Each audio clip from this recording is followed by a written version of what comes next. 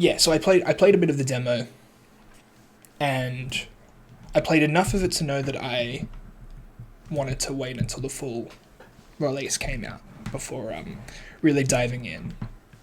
So I know a little bit about what's going on. I don't know how much of that demo is the just straight up the beginning of this game, and how much of it was like constructed to be a demo.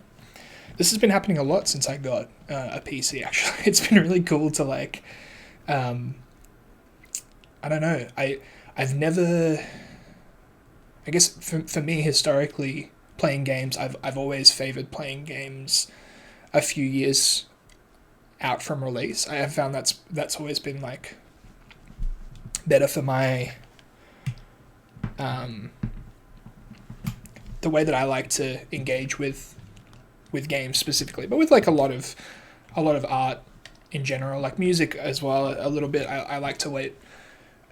I don't know if that's necessarily true. I do keep up with new releases, but oftentimes the albums that I end up listening to the most in a given year were the ones released the year prior, or even a year before that, or even like 20 years before that. Who cares? But with games, I'm very rarely on the cutting edge. But having this PC for the first time in my life, being able to keep up with like new demos that are going up on Steam that are just free, it's like, just try it. And I've got this like crazy wish list of games now that like I'm waiting for them to come out. This is the first time I've ever lived my life like this, and it's stressful.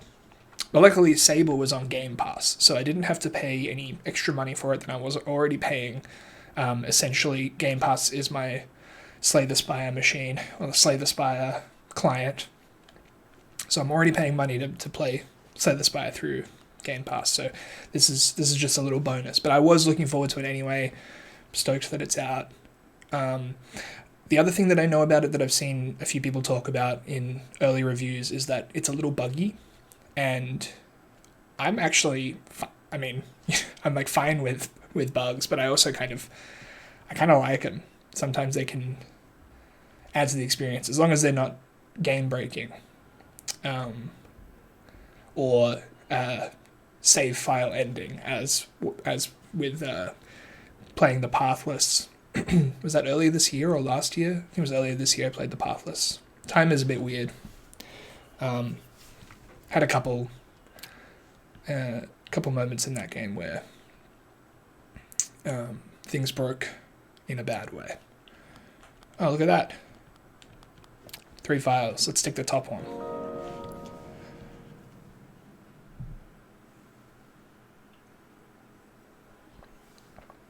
So yeah, Sable. I'll hold off until we get properly into it. I feel like the light is so bright on my face. I don't normally look this washed out. At least I don't think I do.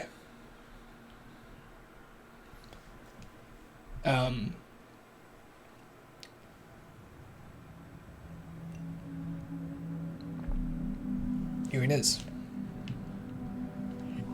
Shedworks. So I think the thing about this game that is most immediately apparent is that it's beautiful. I really love that cell shading has not only come back around into fashion, but has been accepted by many developers as like the optimal way to present certain types of games. So look at that, like, oh man, in motion, it's just incredible.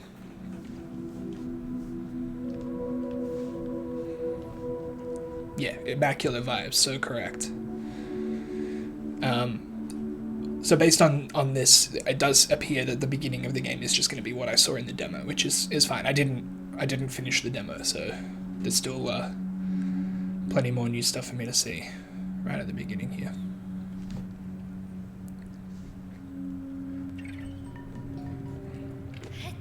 So I didn't test the audio at all before starting this, so let me know if the game can come up or my voice can go down or whatever.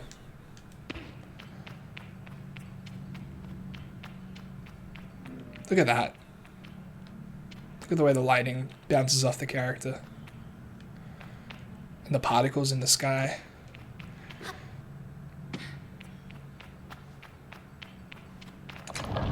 Great, thanks, Chiefly.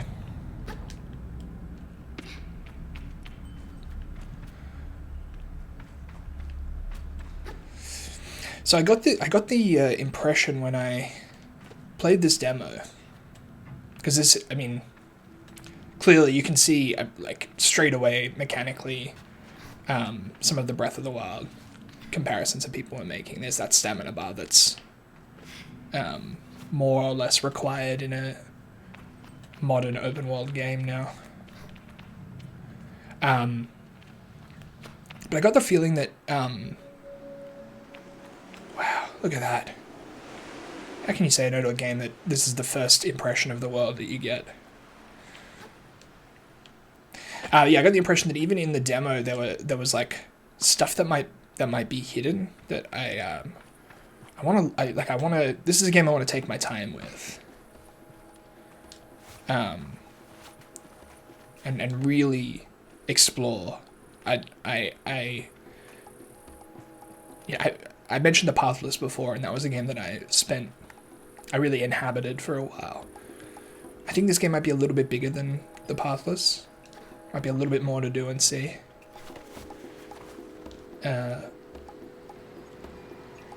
yeah, I'm looking forward to having a game like that to stream, where I can just sort of chill out with it.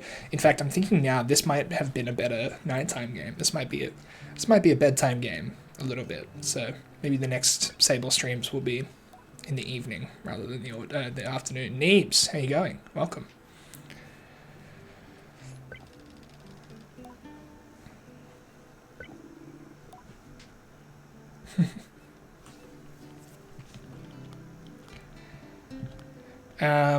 Let's see.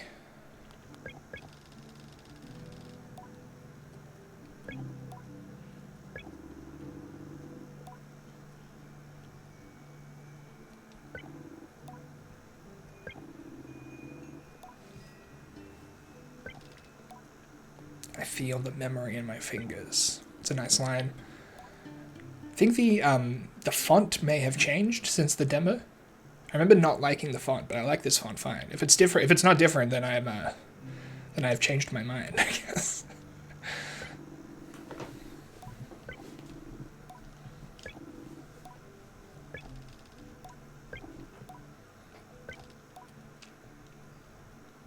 I think I'm ready. Halal and Driss. Driss should already have made the arrangements for your bike. Halal will share something. This is useful, but it is fun. As it is fun.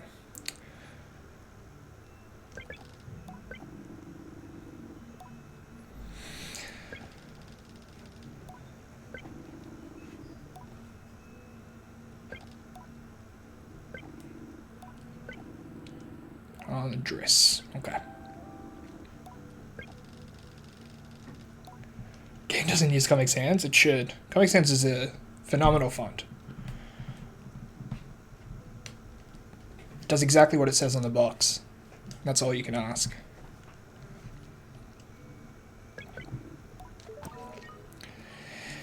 LB Compass. There it is. Okay, that's a beautiful. I remember liking that in the demo as well. Beautiful, like compass surrogate. The way that Sable's looking down as well. God, what a great looking game.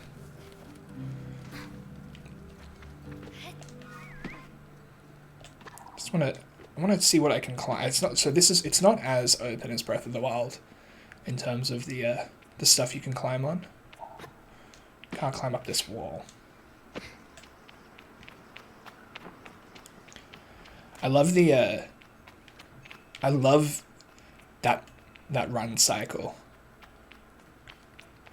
It's like, there's some, I don't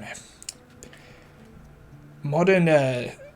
Modern game discourse so highly prizes smooth movement and high frames per second, but just look how like effective and stylized a low frame run cycle can be. It looks like a comic book in motion. It's beautiful. And yeah, obviously there is definitely a Mobius influence on the way that the world is depicted. So I guess it makes sense to have a bit of a comic-y feel to the way everything moves. You could smoothen in the settings. I don't know why I would do that, but let's see what that looks like. Frame rate. Oh, okay, cool. So you can. Let's see what it looks like. Oh, I don't know if I like. It's kind of. Maybe it is better that way, because it's still got like a bit of a. What are those devices called? Like the early animation where it's like the stereoscope. Am I thinking? Is that correct? Yeah. Good afternoon, Sodagoth. Welcome on in. How you doing? Yeah, I like it at 62. Stenograph, maybe. Yeah, it's kind of like I don't know. It looks hand animated or something. There's some. Yeah, because is a stenograph. I know stenographer. I know stenographers are the like the court. They take the minutes in court, right?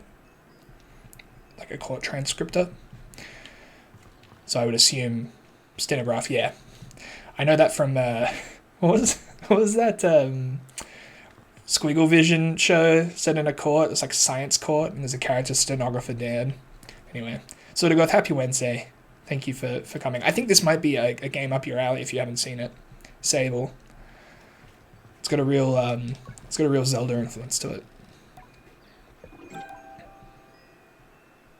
Zoetrope. That actually might be exactly what we're thinking of, names. Thank you. I'll look it up later. In secret. Oh, look at that character design. God. So sick. Wow.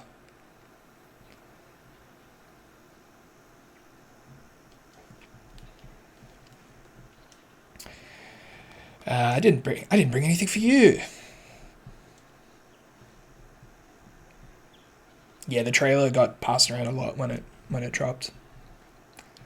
Oh, that's okay, Neebs. Someone had to Google it. Someone's got to be the bigger person and just look it up, right?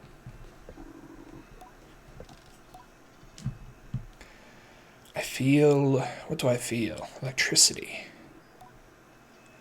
What do you feel in that stone is openness.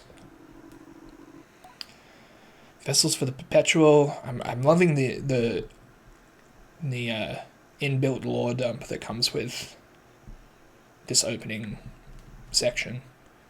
The exposition is married to the mechanics.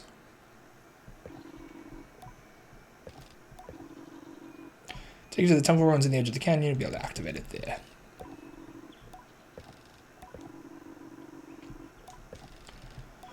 Okay, so now we go get our bike. Oops, don't mean to do that. How do I drop? Okay, just jump.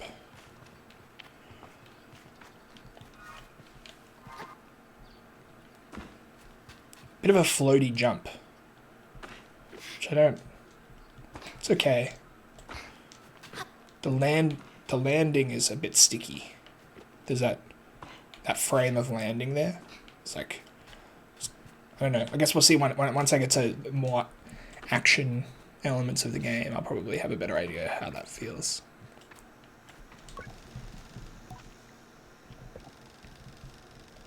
Another great character design.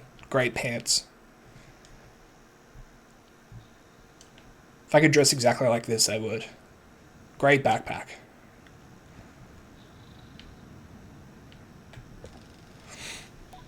We're polar opposite gamers' names. What do you mean by that? Tell me everything you mean. I'd love an explanation. I've got a pretty open mind when it comes to games. There's certain types of games that I gravitate towards, but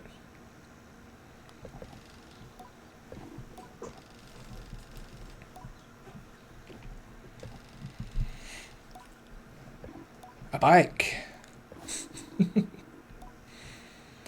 Today is my gliding.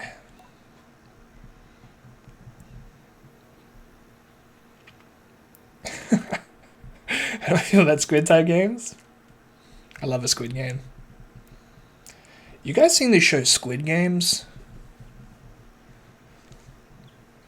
I analyze, appreciate every bit of a single player story driven game. You can't even make it past 1 hour in a single player game because you won't pay attention to anything.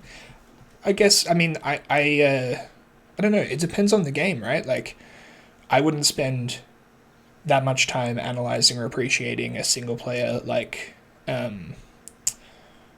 don't know, puzzle game or something. Like, that's a different sort of experience. And with multiplayer games, like, I love a multiplayer shooter, but I'm analyzing and appreciating a different thing in those games, which is like how the guns feel, or how team comp is done, and that kind of thing. Game balance. That's the thing I'm looking for there. But yeah, I've got a lot of patience just in general. So single player, slow experiences are ones that I can do. I know not everybody can. I think that's part of the reason I like having this channel, having this excuse to have, like, you know, a vessel through which I play these games in a way that might be engaging to someone who wouldn't want to play it themselves. I know a few people commented when I was playing Earthbound that was a game that they had no interest in picking up, but quite enjoyed watching me play because it allowed them to experience the game without having to do it. Which is the streaming genre encapsulated. A little bit redundant for me to talk about it like that, but no matter.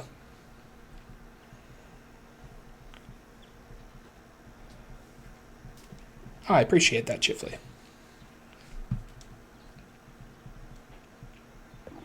Yeah, that is a correct read. I think, like, there's such a rich vein to be tapped for the ways that we talk about games, and it's like it's wasted most of the time. We've got all these great places that we can use, all these, like, these channels, these platforms that we can use to explore interactive media, and for the most part it's all frivolous, it's all memey, it's all, I don't know, that's fine, that's like that's fun and cool, but like I don't know, I would like to encourage more of a dialogue and more of an appreciation and an understanding. Oh, hellos. Beverage check. I've just got a cool, delicious glass of water for now because it's quite warm, but I've got a can of Pepsi Max cooling down in the fridge as we speak. And I'll be getting that out pretty soon. For sure, Chifley. There are places and people that talk about games in a really interesting and different way, but unfortunately, a lot of the time, those people are trying to make that their job, and so they have to dress up that conversation in a very, like, attention grabby, clickbaity style, which is not my style personally. Yes, Pepsi Max autograph. We got a big crate of them. Pepsi does actually slap. The big crate of Pepsi Max cans was on special, so we grabbed it.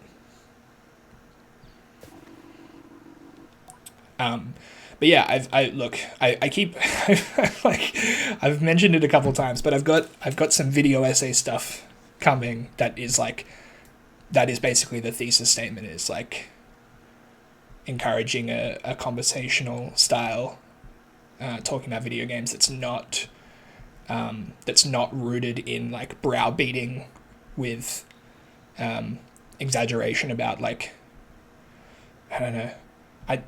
I'm so sick of lists that are like 10 Xbox 360 games that you missed that are better than Halo or whatever. Like, it's like, I've said it before, but like, some games are just fine. Some games are just like 7 out of 10 experiences, but that's cool too.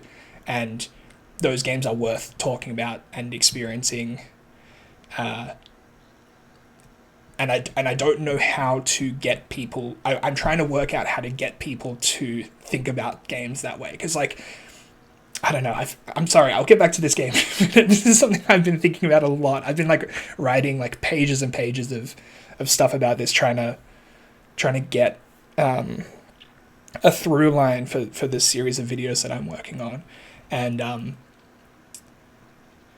like the experience of recommending an album to somebody that was released in 2004 is so different to recommending a game that was released in 2004. Most people, if you recommend an album that came out in 2004, well, like, they'll chuck it on Spotify, they'll just like listen to it, and even if it's not like incredible, they'll be able to have a fine time with it, and are open to that experience.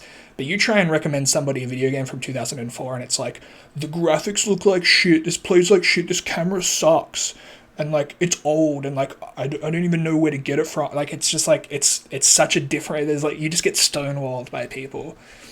And it's like, I just like, there is value to be gleaned from imperfect things, and I would love to I'd love to allow people to see that.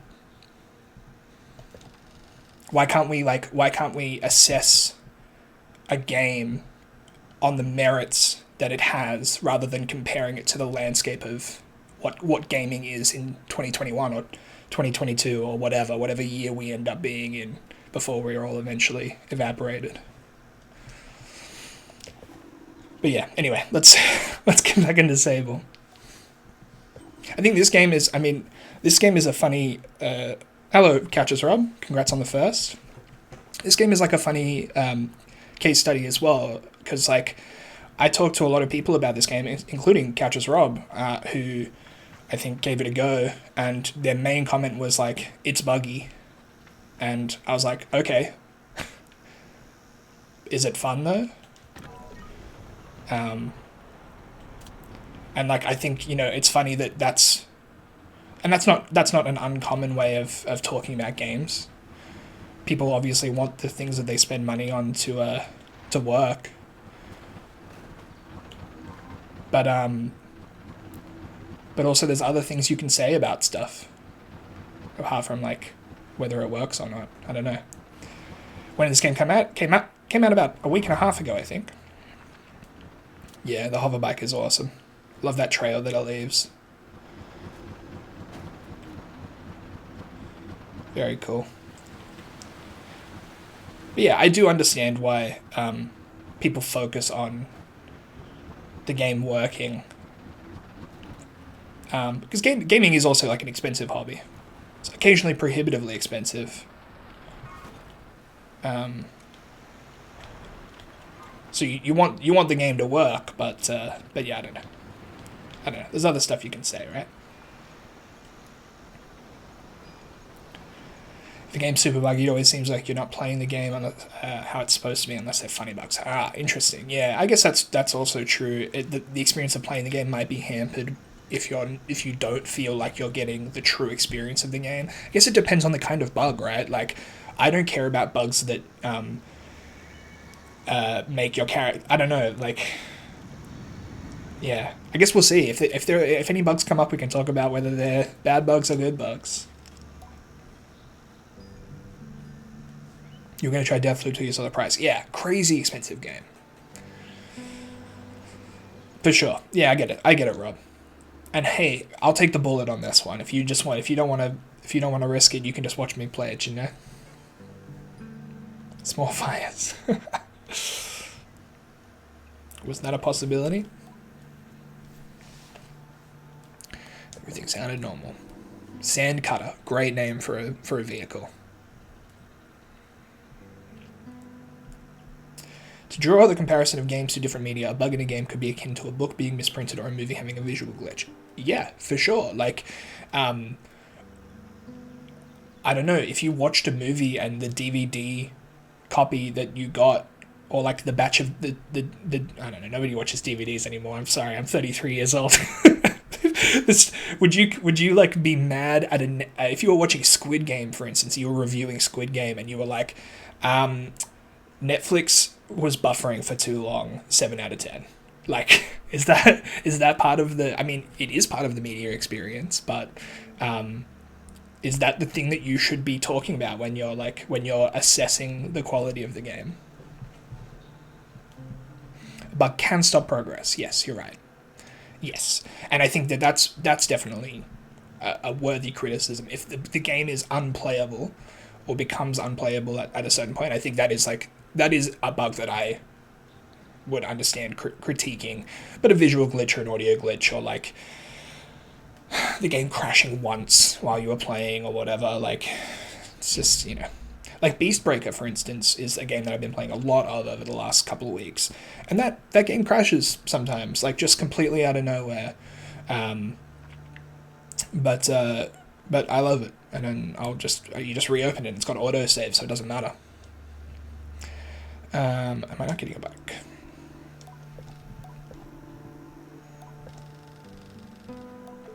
Okay.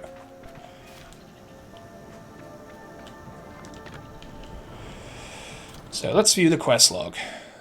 I need to activate the gliding stone now. Okay, so I'm just going to that. I think I'm just going to that temple. Remember when Tenor came out, everyone wasn't sure if the sound issues were hearing the dialogue or attended to screen issues. Yeah, I guess. I mean that is maybe like a good comparison to make. Because the enjoyment of that movie may be hampered by an inability to understand what's going on, and is that, are you maybe not supposed to understand what's going on? Like, I don't know. Wait, so I have to go back to Halal, right? I think I do. Oh, you can pick up a bucket. Now that's a game. You recently dug up Road Faction now began to scratch a nostalgic itch. Game can't run for more than 20-30 minutes without crashing. Is that because your like PC is too modern now and you need to patch it or something? Or is that like, is there an issue with the game? Like an inexplicable issue with the game that you like overlooked in the past? Okay, yeah, I do have to go to the temple now. Why wasn't that icon coming up before? Oh no, that's showing where my sand cutter is. Got it. Hello, Jotty. That's a big glider to you. It's Metal Husband. Oh, it's a post box. This is not Metal Husband. The jumping in this looks neat. Yeah, it's a big jump. I was saying before, I don't love, like, there's a bit of like a landing lag, just like one frame where you stick and you don't move. Don't love the feeling of that, but I can definitely, I'm going to wait till I've seen more of what the game's got to offer me. Oh, you can strafe in this vehicle? I don't even know if I did that. Oh, wow, that's cool. Very cool. I don't know that I need that heads-up display at the bottom there while I'm doing this, but it's fine. Beautiful night sky. Yeah, I think that's also a big part of the conversation, Hallows, and something I'll definitely be addressing in those videos that I mentioned, is that like sometimes you just can't play old games. And it's a real shame. And things are getting better. I really love this this tendency now for big collections of games to come out that put together like all of the games that a publisher has put out, or you like those Mega Man collections or things like that, where it like repackages old games in like the best possible way to play them in like a modern environment. Makes it all, they tidy it all up, put like additional behind the scenes stuff in there, all of that.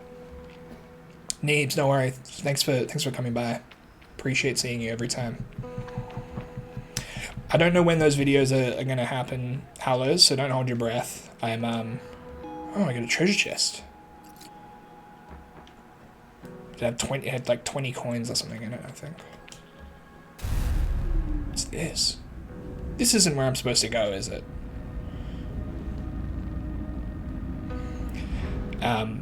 Yeah, I want to. I've got like a lot of.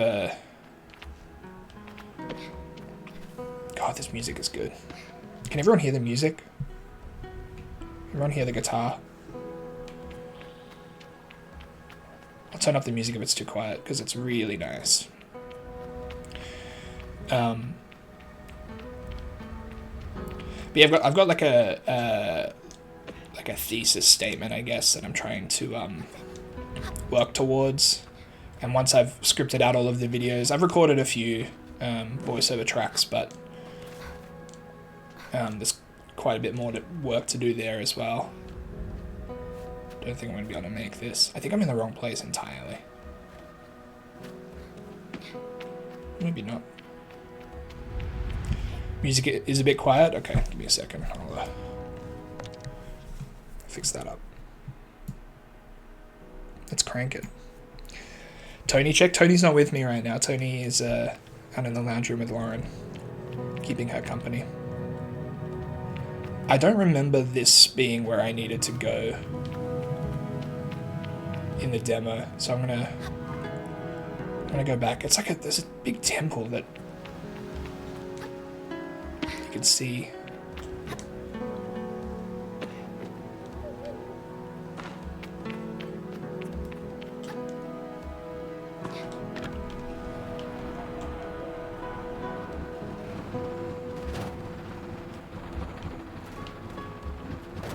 Looking forward to getting a faster sand cutter, I think. But yeah, sort of goth, when I go get my can of Pepsi, I'll see if Tony wants to come and hang out in this room and have a little nap next to me.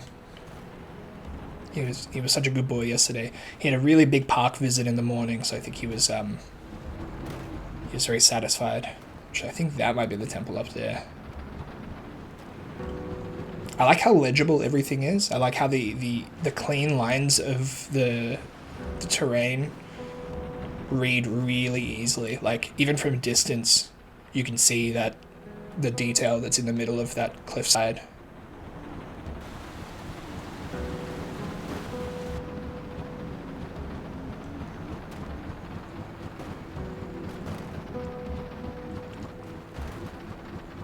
Yeah, he's oh, and also the controls disappeared.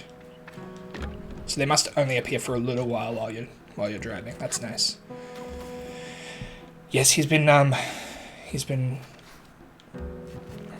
a couple naughty days over the last month or so, but we've been taking him to the park, keeping him happy.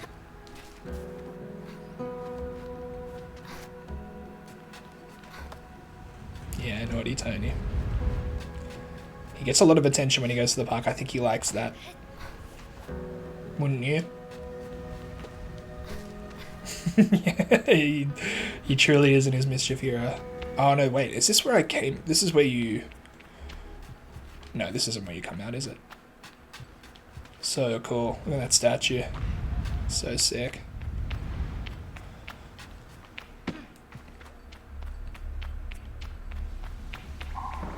Yeah, this feels right. Ooh, cool. Oh, wait, is that... Yeah. The desaturation of everything. God, that looks good. This is the kind of thing where it's like, I don't even know if this is a visual bug or not. And if it is, I'm fine with it. I would be fine if the whole game just was monochromatic like this. Then that sky is... Yeah, I think it's supposed to look like that.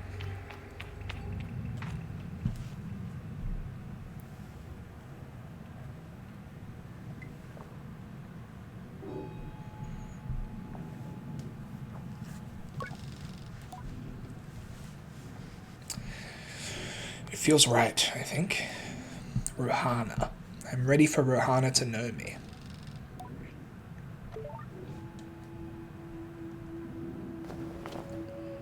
My gliding stone.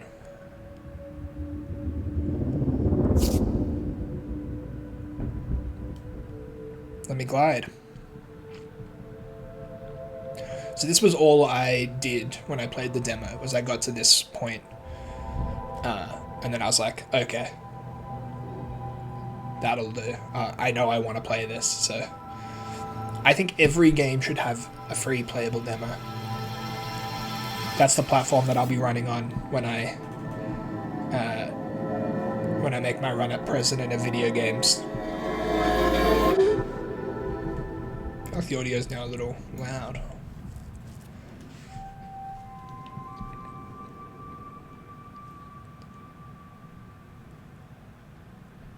A controller in every hand and a demo of every game. That's my motto.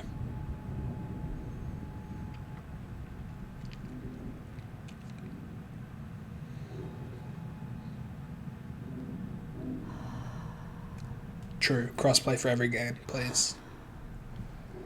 We know that you can do it, developers. Come on. Yes, exactly, Sodagoth.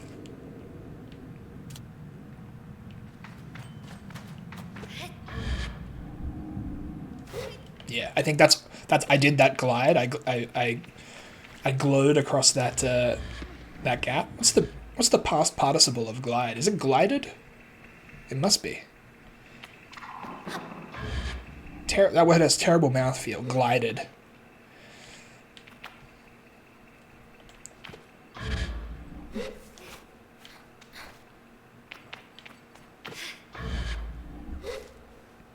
Glid. I spy a treasure chest. So this is the thing I was talking about. I have a feeling that there's a lot of hidden little things like this I'm gonna enjoy looking for. I think it is glowed now.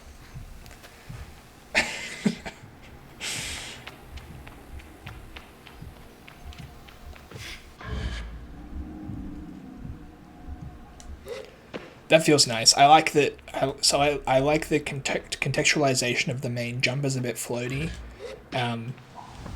When you then get the like additional glide. Yeah, it all kind of it makes sense. Oh, what's that? What are you? Hello. A chum egg. Whoa. Offered up by chums when planting themselves into the ground. Perfectly smooth and hard as a rock, these eggs seem to float with how light they are. There must be a good place to deliver these. And it leaves like a little totem where you collected it from. Apparently it did used to be glowed / glidden, as in was the same as ride. Oh, wow. Conjugation time. Wow, that's actually super interesting. Where's my bike? Yeah. I like that there doesn't seem to be a limit on how much you can glide, which is nice. It's not like the BOTW paraglider where it uses your stamina. I got a pocket full of chum. That's how I like to be in this life. Can I get that butterfly? No. Cool butterfly.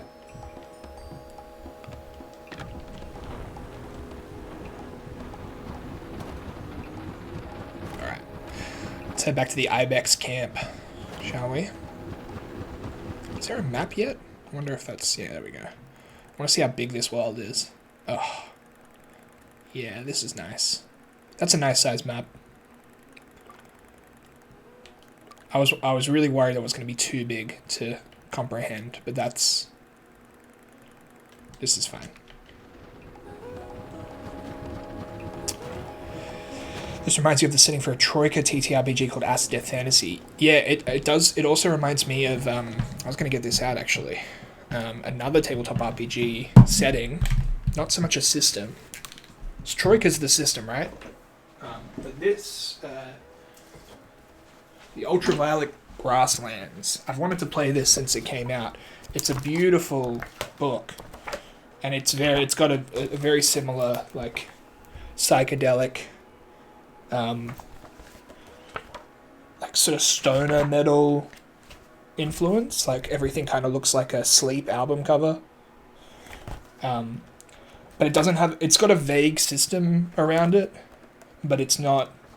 It doesn't have like rules. It's literally just like a bunch of locations tied together with routes, and it's got a way of like rolling your characters.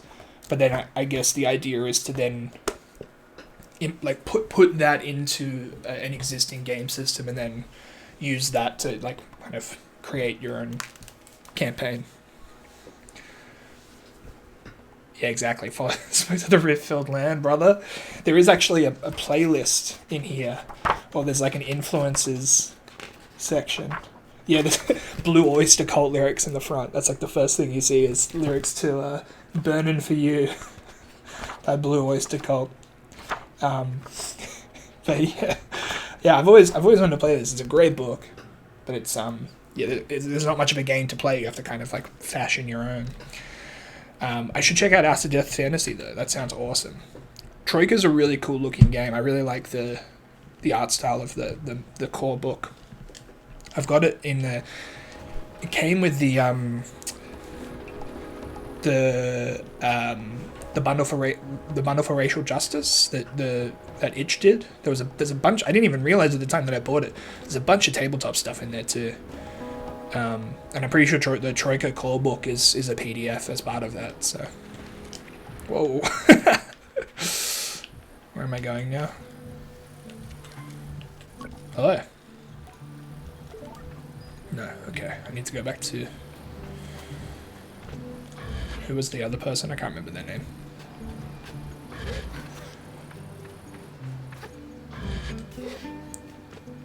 Keen to play some Keen to get back into playing some tabletop stuff with the restrictions easing. The game that Couches Rob DMs for that I play in, we're going to be doing hopefully doing some park sessions. And then the Monster of the Week game that we started and we did a session 0 just before everything locked back down, and then haven't been able to play yet, so we'll be starting that back up soon too. Obsessed with the orangey colors. Yeah, the color palette is gorgeous. I'm really hoping that there's a little bit of variation in each of the areas that were on the map, because I do like this desert, but it would be nice if there's like, I don't know, I want to see some different colors in there too. Picnic time, exactly. But luckily for our needs, we will require a table, and thus we will require chairs. So no ground sitting for little old me. Safe. Embraced by the perpetual.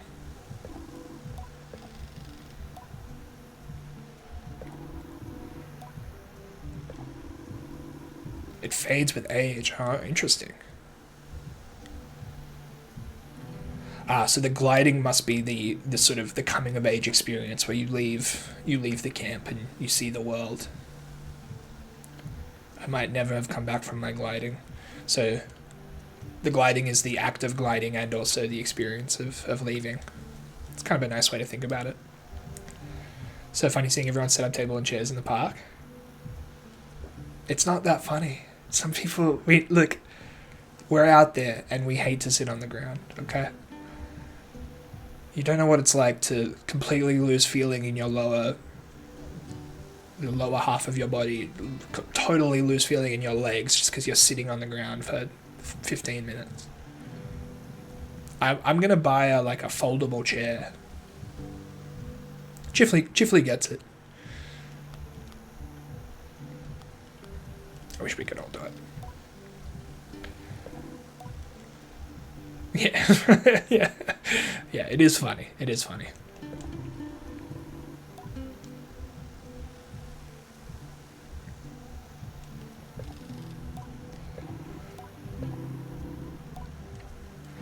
The gliding wouldn't mean much if it were all gains and no loss.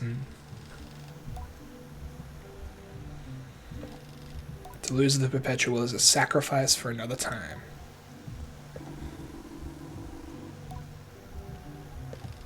The world is an easier place if you just put joy first. There's some really nice dialogue in this game. Oh, sort of goth. I will earth myself. I'll take my shoes off. Don't you worry. I'll rub my feet against that good grass, but I sure won't be sitting on it. One of your friends has a pair of trestle benches for the table. Oh my god, yeah.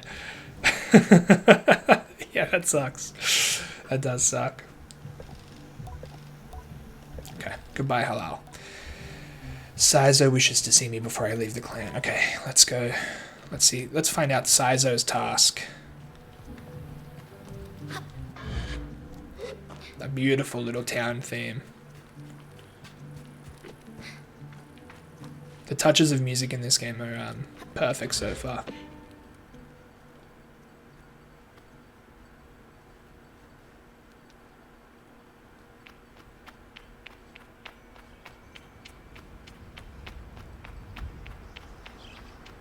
Saizo. An outclanner.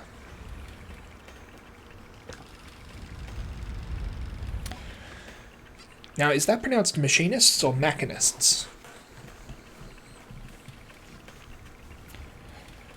Let's go where they're needed, but Saizo has been among us so long. Oh, interesting.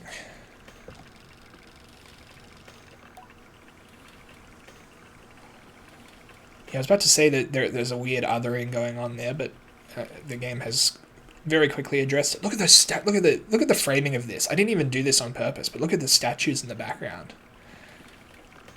Wow. Machinists. I would also go with machinists.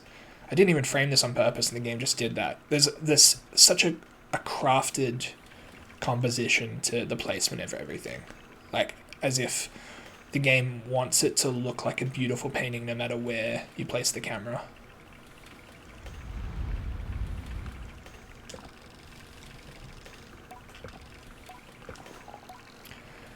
Clanchild.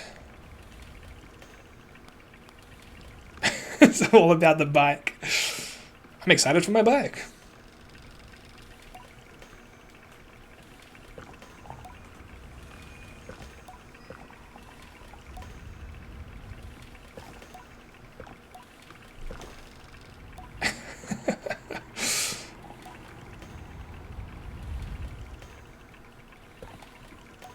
Ooh, okay. I'm gonna make my own hover bike. Wow, Chifley. Damn, that's a lot. I gotta make it worth your while. There's gotta be some like crazy. I can't mouse over. I need to pause the game before I was gonna investigate, see if there was like a channel point redeem thing that I could offer you to spend all of that.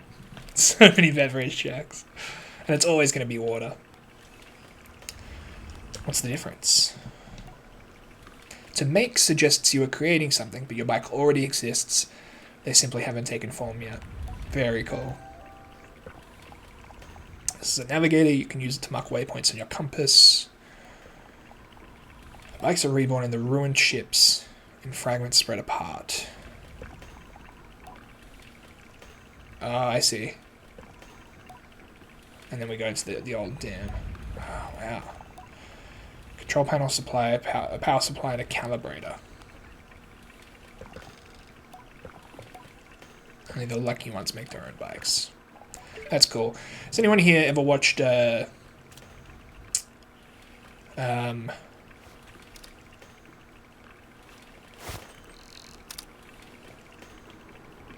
press RB to use the navigator to mark your saying, oh, cool. Wow, that looks great.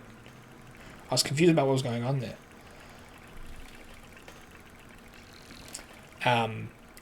Kino's Journey. The anime series Kino's Journey. Not the original, but... sorry, the original, not the remake. The remake was not very good from a few years ago.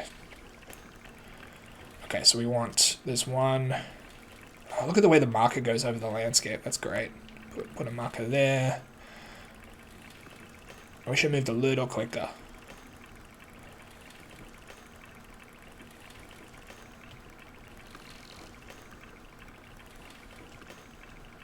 One there.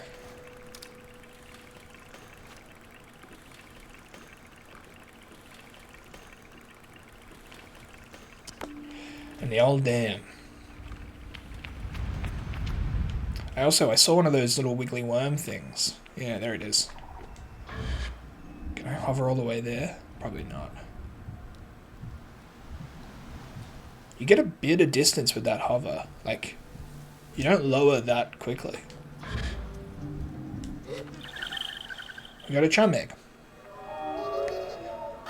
Ugh, some weird animation. It's really good. But it's very like, it's very like, I don't know. I'm trying to think of the right word for it. Biotic. Would I recommend this game? I mean, so far I'm having a good time with it. I think it's beautiful. I already knew that I would like it though. Here's the thing you got to learn about me, Howlers, and I've said this before, and I'll say it again. I pretty much decide. Sorry, I'll start that again. When I decide that I'm gonna like something, I tend to like it, and I usually decide whether I'm gonna like it or not pretty quickly. Sometimes all it'll take is for me to see a screenshot. Sometimes I'll watch a movie trailer. Sometimes I'll hear the title of something. And then I'll basically instantly decide right then and there whether I'm going to enjoy it. Very rarely am I wrong. So even before I played this game, I probably would have recommended it. And maybe that's maybe that cheapens the recommendation somewhat, but I don't know. I like to think that I just know what I like. And that's not to say that everything that I like, I decided I would like first. Sometimes I'm surprised by things. But,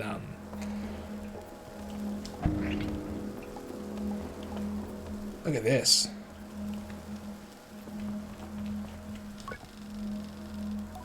Blinking light flashing on the dashboard of the cockpit.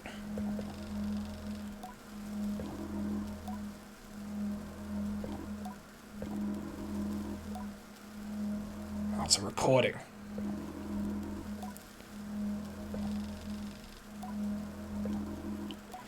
When I push this orange thing, pull that lever hard.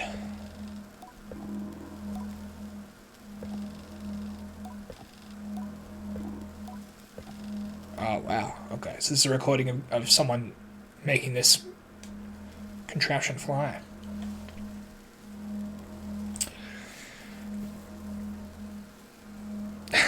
That's I mean, look, it's I don't want to make it sound easy, because it means I often find myself defending things that people see as bad or silly or stupid.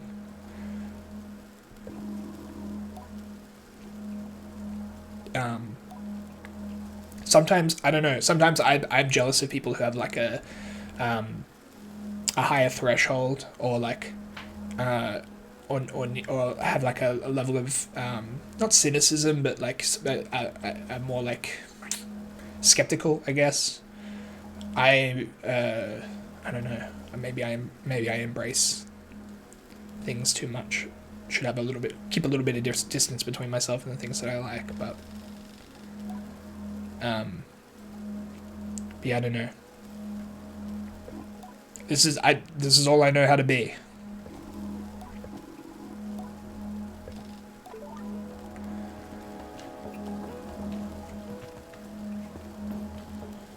So this was flying. Someone crashed it. There we go. There's some cutscene playing now.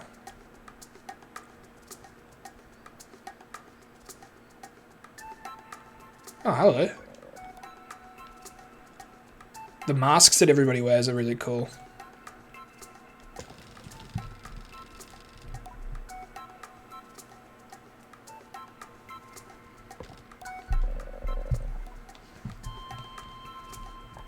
She's hidden it. Okay. May I please have it? Oh no, she teased me. It's really annoying because that's how I would engage a child like this, is to ask very politely. But I also know that I would be mocked mercilessly. Man, working with teenagers is Your own child was the best one. I feel like she would have mocked me if I'd said that anyway. But yeah, working with teenagers, man, um, every little every little gesture you make sure does get mocked. I laughed in a class that I was helping, not helping teach, but I was like helping some kids through some of the work, and I laughed at a joke that the teacher made, and one of the kids like mimicked my laugh, and I was like, "Whoa, is that what I sound like? Damn!" It's lucky I don't really care what those idiots think, but it's not. They're not idiots. You know what I mean? I don't really care what they think, but it was pretty wild.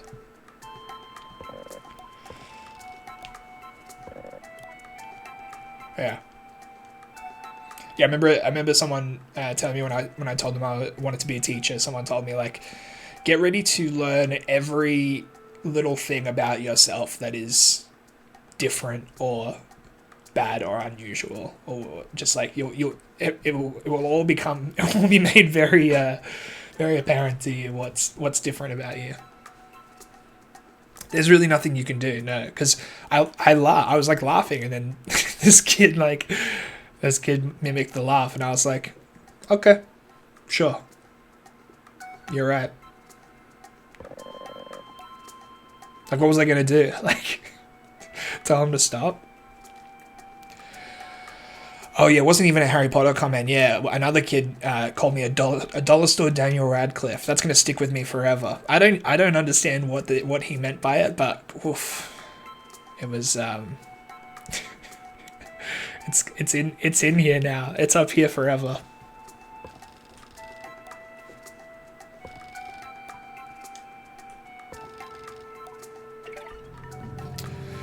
Okay, I didn't see what I needed to do there. I think I gotta find beetles. She said she found one. She'd give it to me. I got 3 beetles. All right, we gotta find beetles now. Did I report the murder? Yeah, no, there's a certain creativity to it, and I do love that because so this boy is he's been accelerated 2 years. He's the age of a year 8 student, and he's currently in year 10.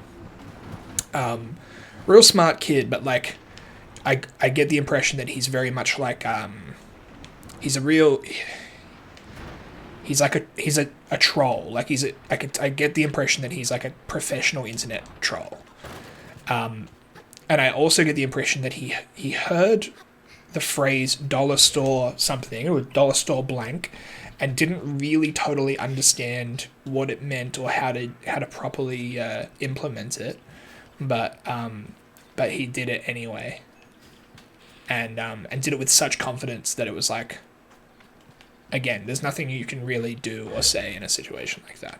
You just have to take it on the chin, unfortunately. All right, let's see. There should be someone here who knows how to catch beetles. Where is that pointing me towards? Here. Is it pointing me towards the tower?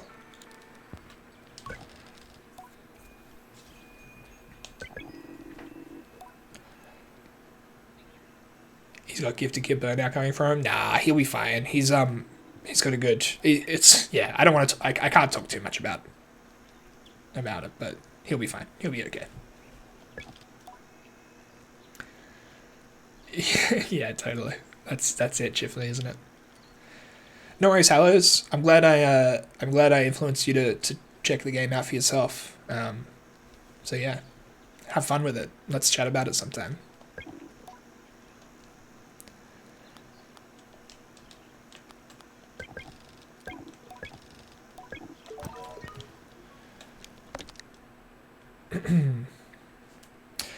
There's a beetle nest just east of the camp. The beetles are afraid of people. I'll have to distract it with some food. Okay, so I need to get some food. I keep missing the dialogue. I feel like I'm not running optimally right now. Look at that. This is beautiful. What a nice little detail here. This like, I mean, it's disgusting that they're sitting on the floor. It's dirty on the floor, and also their back's probably really, really hurt, but look, if I was going to go to a picnic that looked like that, I'd probably sit on the floor too.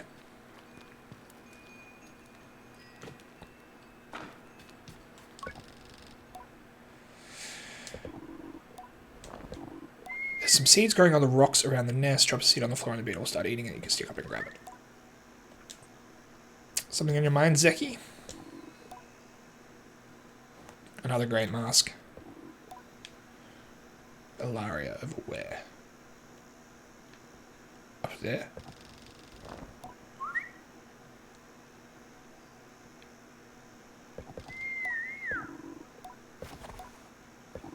Parenting. Is that her up there?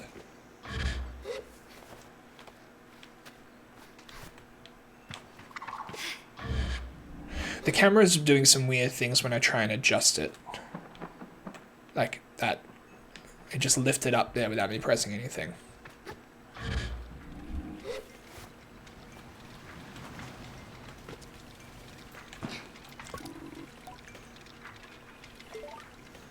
Wow. Look at this guy. The cartographer. Wow.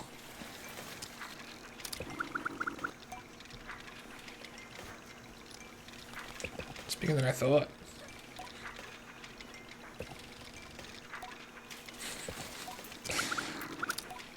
Jordan.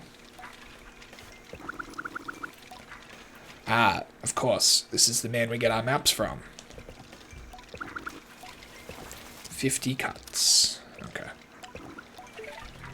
So I've already got like 40. I think I didn't realize they were called cuts. It is a cool balloon. I'll be back.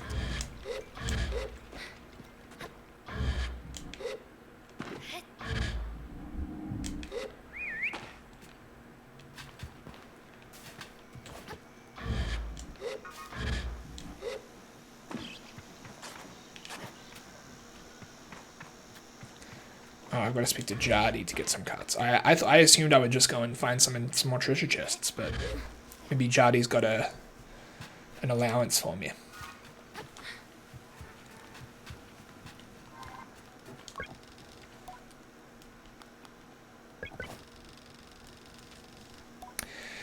$50 cuts for a map of the Ewa. Oh, great. Use it mostly wisely, and then a little unwisely when the mood strikes. Great advice. Alright, now I can get the map.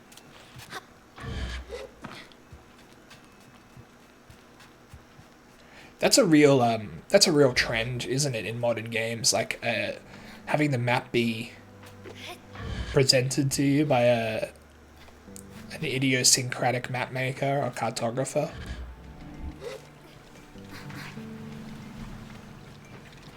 I say it's a trend, but truly I can only think of Hollow Knight as an example of this. Let's buy that map.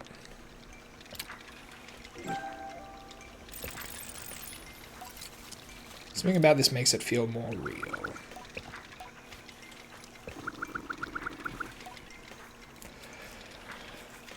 Since I was a boy, the cartography was for me. Spent a little extra time out there to search out the world.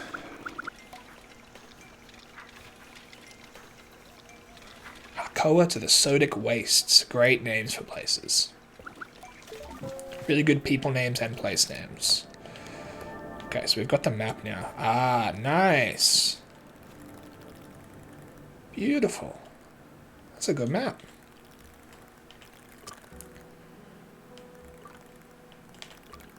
And it sort of contextualizes what the size of the game is going to be.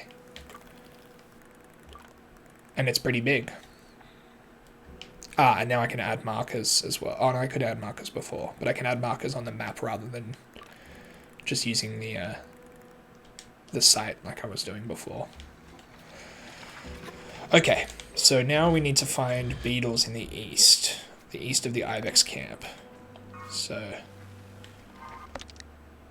I'm currently facing north, so east is that way. So there's beetles somewhere out here. Maybe I should have gotten the bike. Oh well.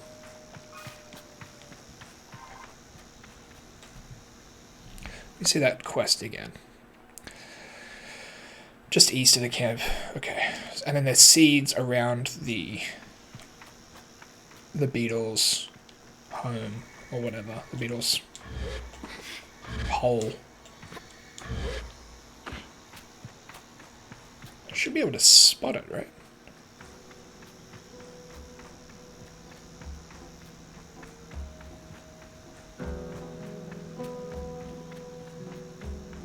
Love all these little details in the terrain. The pieces of discarded machinery and like that little tunnel up there.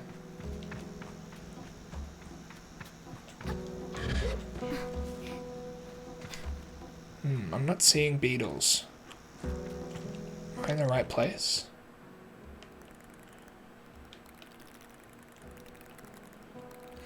Now this is, I don't love this. There's like a set zoom. You can't like, you can't go in between those two views. Because I'd love to be a little closer, but not this close. That's too close. But never mind. So this is the old dam. Maybe up here? So then that's on top of these rocks, I think.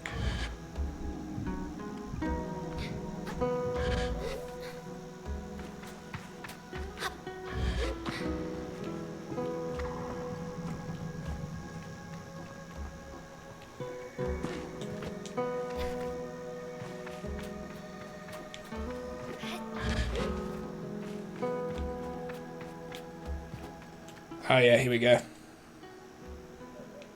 Beetles. So now I need seeds.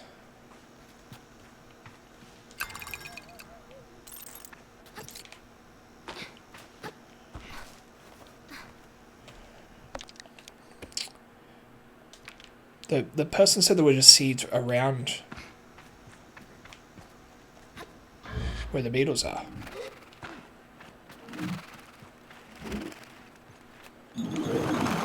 Oh, they dig. Alright, that's pretty clever.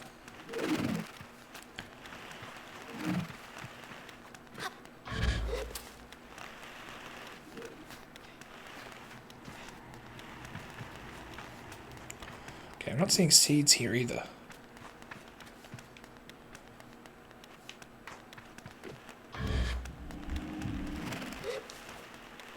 Ah, there we go. Cool.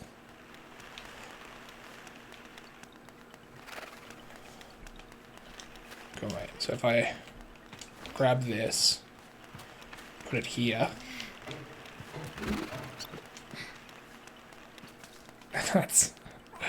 Now that's gaming. Gotcha. Alright, I'll leave it roughly in the same location.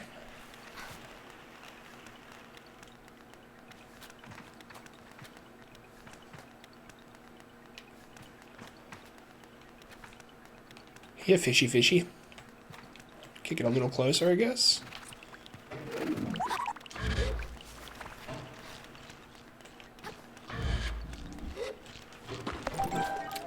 Great.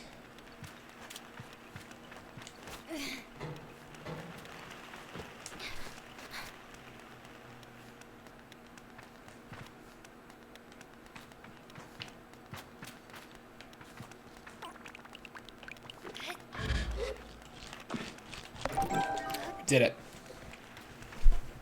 Clutch. Oh, I could have just I could have thrown it at the beetles like that. Maybe I'll catch some more.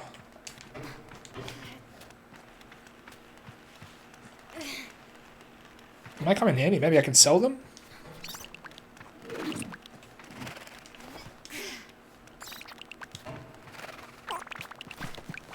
The little love hearts that appear are extremely cute. What's up here? Oh, hello. Another chum egg. Yum yum.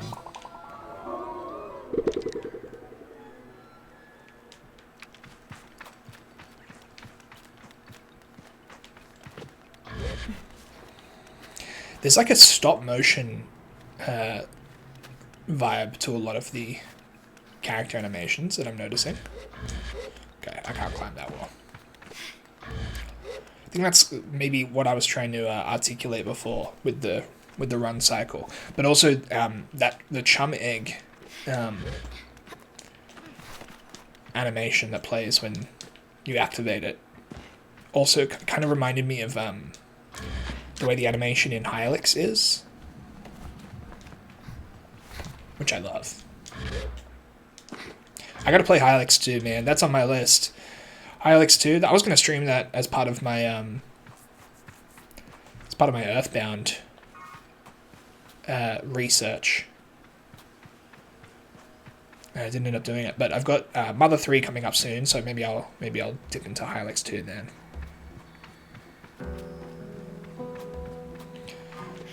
I completely underestimate how, or I underestimate how long it takes to beat games, and I overestimate my ability to regularly stream and make progress in them.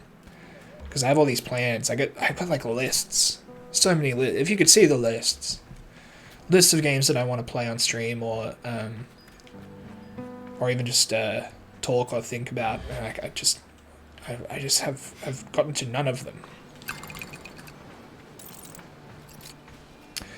Okay, where's my bike again? It's like over here. I should have grabbed my bike to do that quest.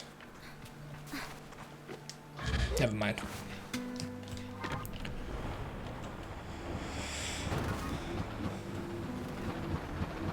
So, can I go back to the that abandoned ship to get to speak to that girl again? She went back to the camp. Oh, she's not here. She's back at the camp. Alright. 10k. Welcome. Congrats on the second.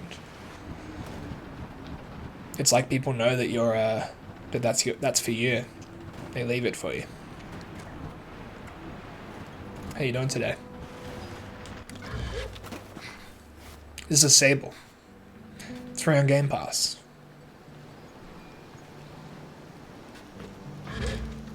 Oop. Where's that go?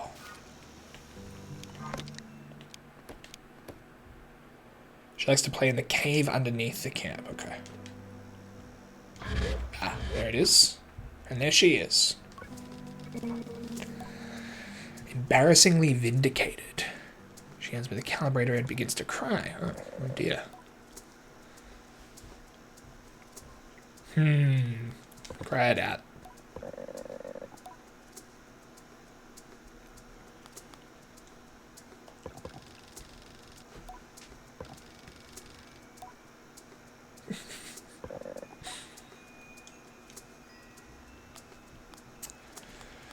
Not forever, let's say. We'll come back.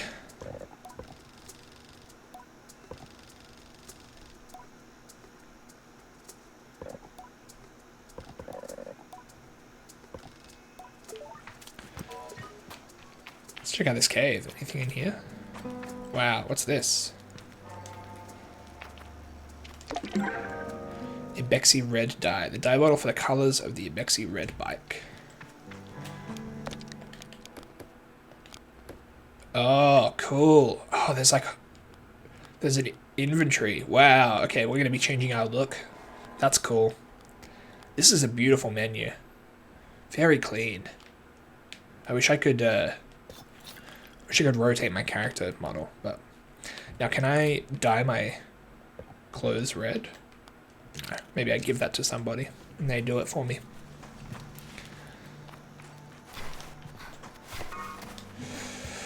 Okay, so now we can go to the other two locales. Go to the dam first. We already opened that up. Cool. Oh, wait. I wanted to check more of this menu, because look at these renderings are so beautiful. What's that? That's the calibrator. Okay.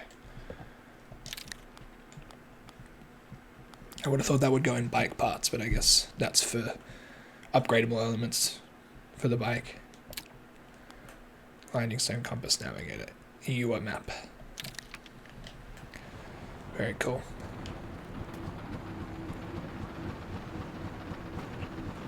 The Pepsi Max is cold enough to drink, by the way.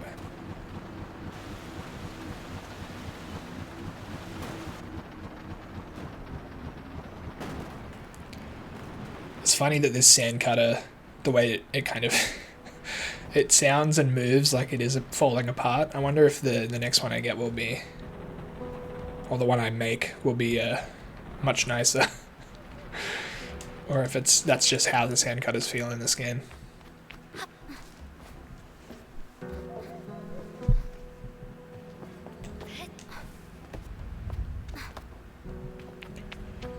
Okay. Oh, actually, I need to climb that wall, don't I?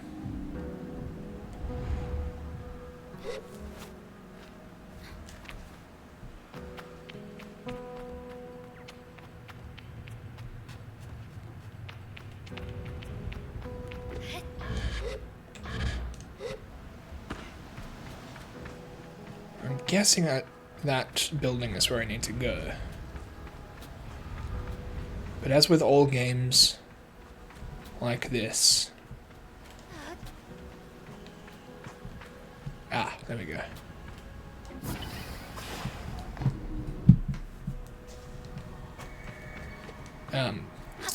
There's probably more to see and do around here. Oh, I didn't even need to go through the dam. You can go around the back, it looks like. Unless that's like an unclimbable wall. Okay, yeah, no, that's... It kind of looked like you could come around this way to go back to the main area. Am I wrong?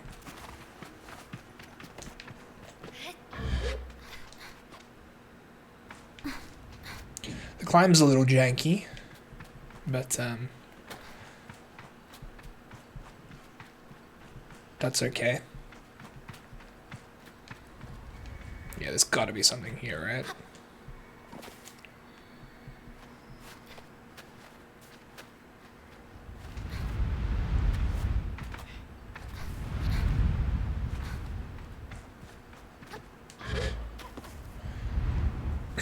Return to the Future of Obra Dinn. Yeah, yeah. It's got a bit of that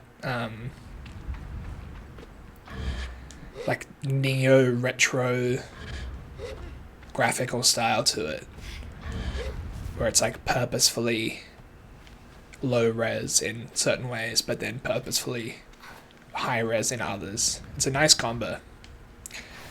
Maybe I should stream Obra Dinn. Ooh. Cool. All of that for 20 cuts? It's worth it. I don't really know what the value of currency in this game is yet, but I did just get 200 cuts for free, so 20 must not be very much.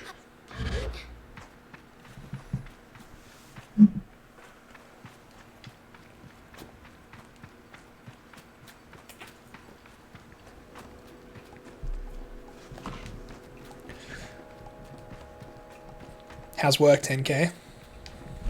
How's your day?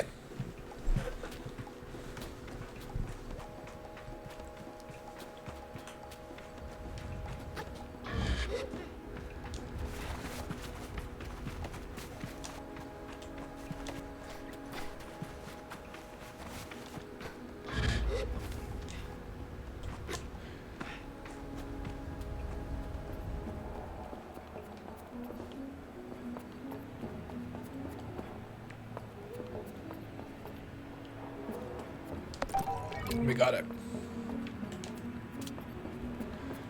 This is so cool. Great ship design. I love this this fencing around everything.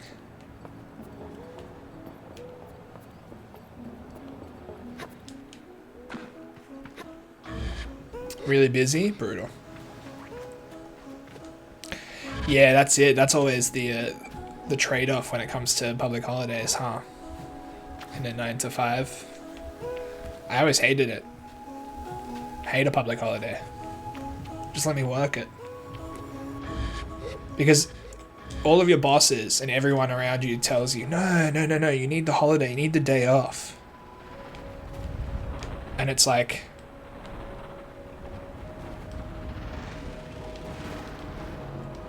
then I don't know. Then let me work less for the other. Let me work the same amount for the other 4 days. Otherwise, it's not really a day off. It's just like you're taking out a loan on your work schedule that you need to pay back through the week. It's not a break. It makes things harder. All right, where are we now? Let's check the map.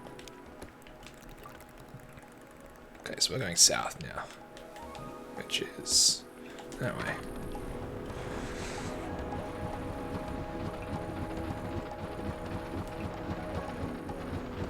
For sure. Yeah, I don't miss that life.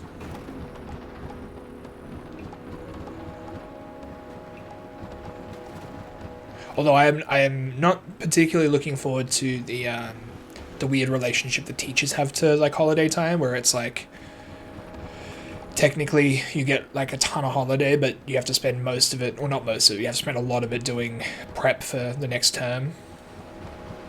And then it's like you have this like weird guilt that you have to kind of ride through if you're not doing that work, if you're actually taking the time off. Hopefully I'll be able to figure out a good balance. No point worrying about it until I'm living it, right?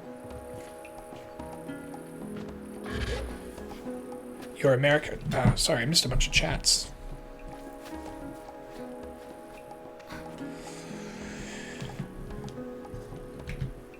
Let me just go back. American parent company introduced quarterly recharge days, or just pays days off, which is great and all, but clients are still using software. It's not a public holiday. Yeah, that was the same at same with my old company as well. Actually, there was like always a weird disconnect between when the American office opened up for our company. Like initially, because it was an Australian company I worked for, or Australian. So everything was kind of set by our time zone, and then when our CEO moved to America to kind of run the LA office, suddenly everything got shifted to being America time, and it made like there was a weird disconnect with public holiday stuff between the American and the Australian offices, and it tended to favor the American offices, which was, whatever. Rob, I reckon you order Borgia. I think you should order a burgie, personally. Paella is delicious, but it's too hot for paella.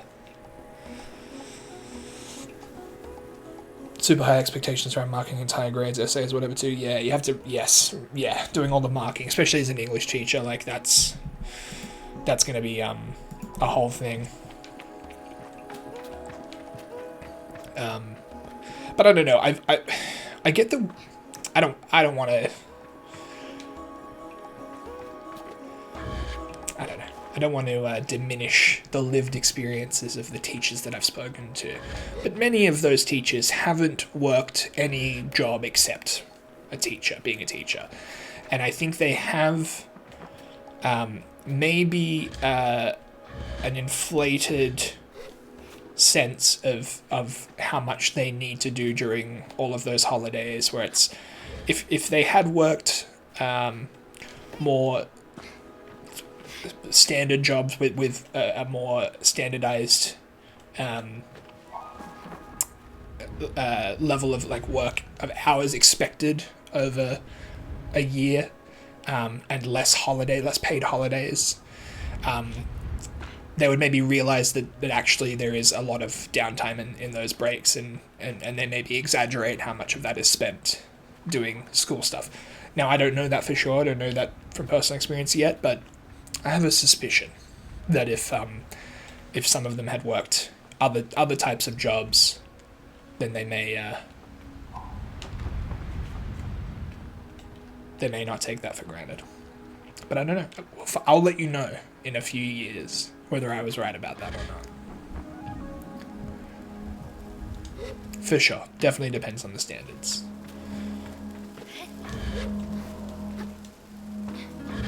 Totally. And I would never say it to their faces either. I'll just say it private/publicly on my video game stream.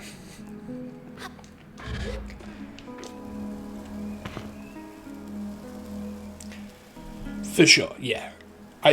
Yes, I know that there is.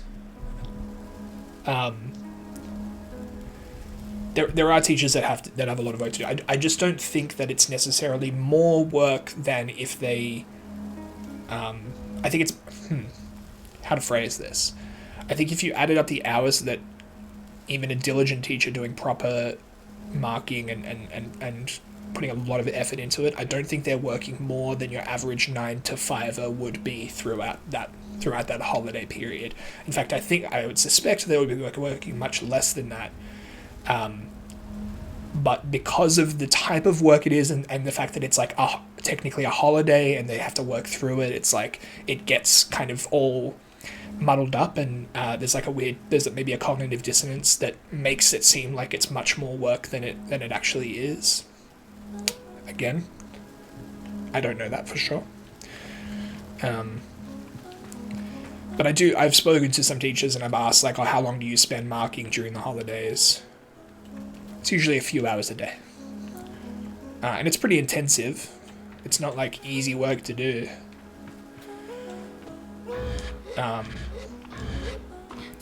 And I sure don't think that teachers are slacking off in that time, but yeah.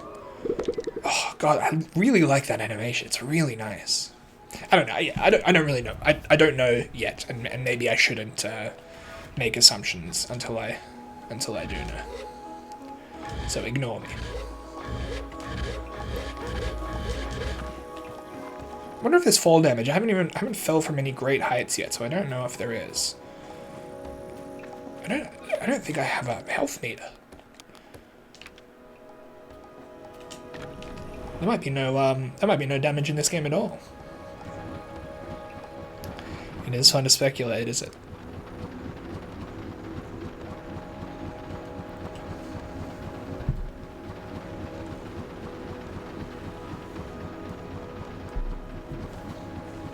I don't know. I work. For the last few years, I have worked more or less full time, to varying degrees, while studying, while maintaining a social life, and pursuing hobbies and other extracurricular activities. And I've still managed to have time off. And I don't imagine that working as a teacher and having to mark and do reports through holidays is much more work than I've been expected to do throughout this last kind of portion of my life. And I still was able to have time off to myself, and I don't know.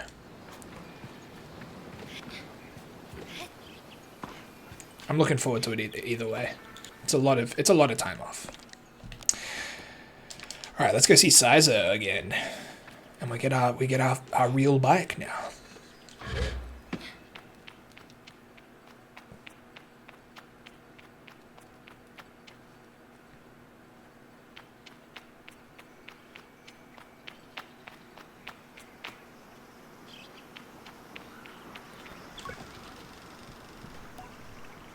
Oh, my controller is disconnected. There we go.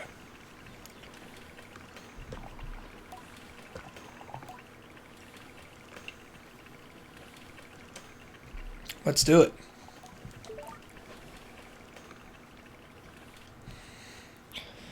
I think I need to get a Bluetooth adapter for this PC. I think I'm going to need to ask you where you got yours from. I've for the most part been fine having my controller plugged in while I play, but I think the connection is starting to get a little bit worn. It's kind of fiddly now.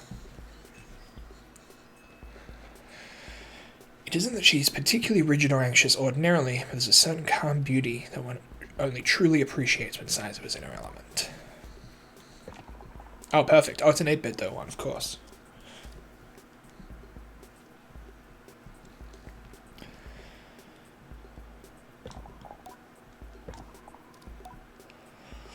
All we are doing is assembling her from what she's already been.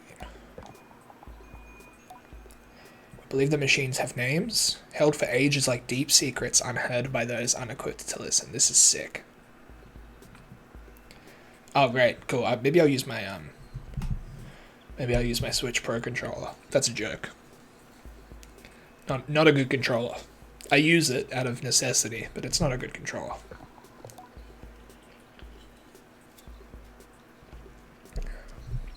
I would highly recommend switching to your PS4 controller, but up to you.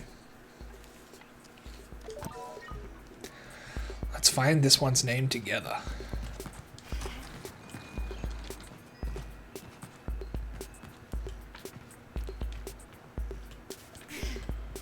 Wait, was that not right? Yeah, I'm thinking about getting a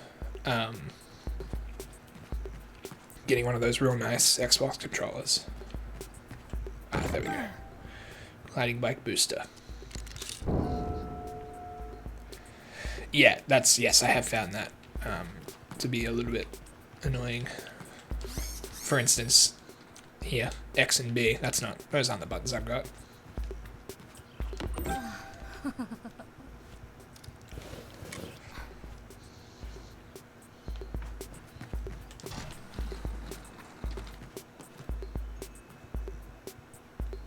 Wait, what's going on here? That's funny. I'm carrying it in my mouth.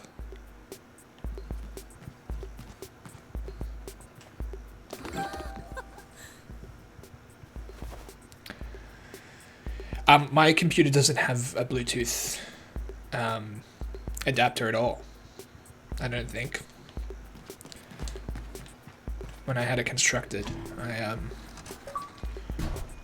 I did not add that in.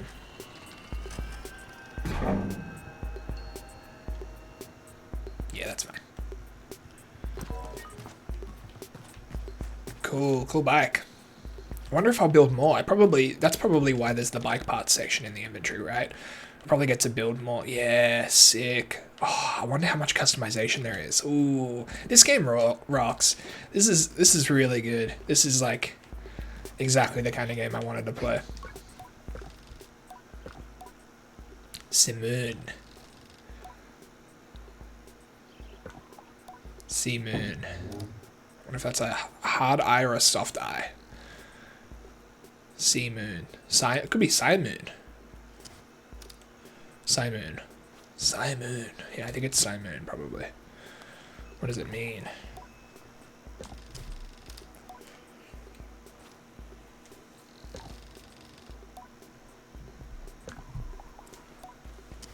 May all the gods turn their faces from you, Sable.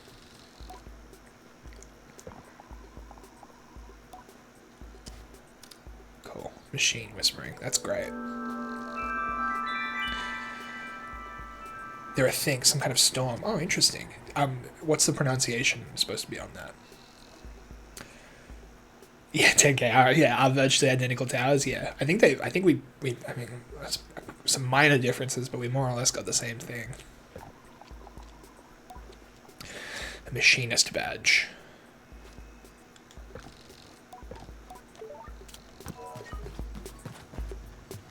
Can I take my bike? Guess not.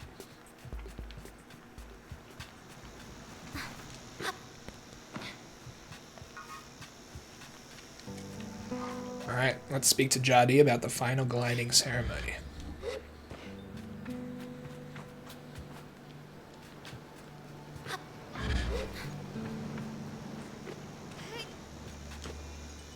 I've decided I have come to like this jump. Looks like either Sai or Sa, depending on British or American. I like Simoon. I think that's very it's an evocative name. All stemming from where I get the PC. Yeah. Yeah. Look, it's funny because when all of the stuff got delayed and I wasn't able to play the thing that I'd spent so much money on, I was like, oh, I'm not going to recommend this manufacturer, this this dealership, and then it came in like what 2.5 weeks or something for you. So you got lucky. A strong, dry, dust-laden wind. Ooh, the word is generally used to describe a local wind that blows in the Sahara, Israel, Palestine, Jordan, Iraq, Syria, and the deserts of Arabian Peninsula. Cool.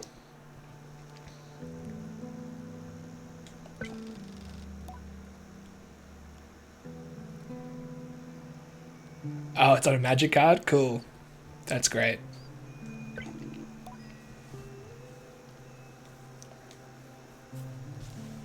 Look at me, Jody. I'm already gliding.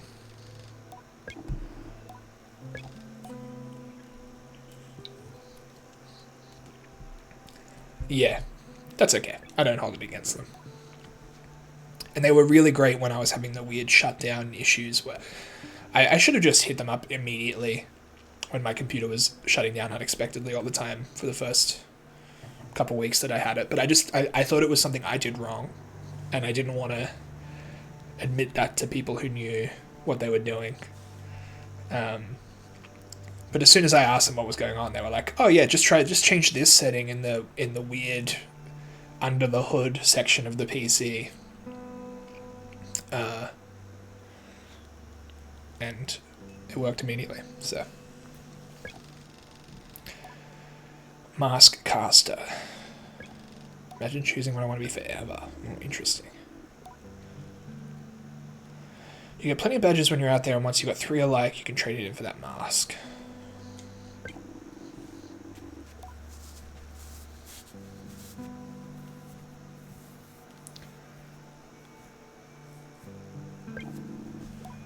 And then at the final ceremony, we also choose one. Okay, so we collect a bunch of masks, and then we choose our mask that represents us.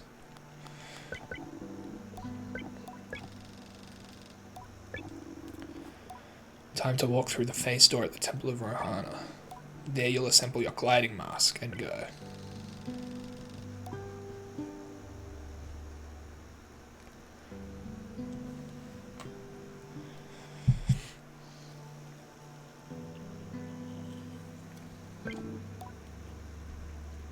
We're talking about magic. I always know when 10K is talking about magic because I just see walls of text and words that I don't recognize.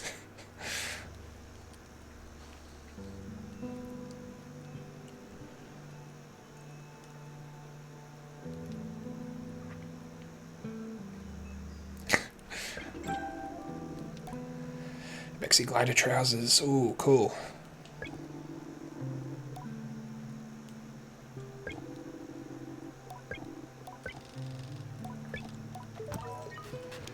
Gonna head to the temple. Okay, let's see these outfits. Do they change anything? Oh, cool. It's just cosmetic. I like the big pants more. Yeah, nice. Hi, Snack Cap. How you doing? Yeah, you're still the latest follower. Congrats. Welcome on in. Okay. Let's head to the temple. I was gonna go grab my bike, but kind of want to walk.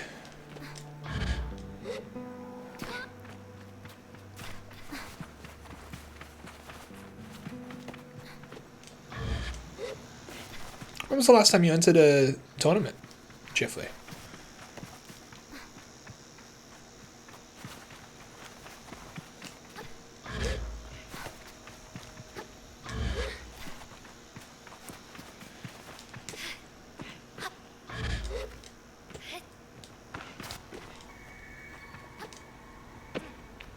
Glass temple. Look at this. It looked amazing to come out of, but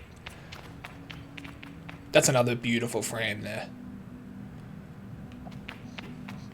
Look at that perfect composition. The smoke, the plume of smoke hitting the top of the door as you walk out.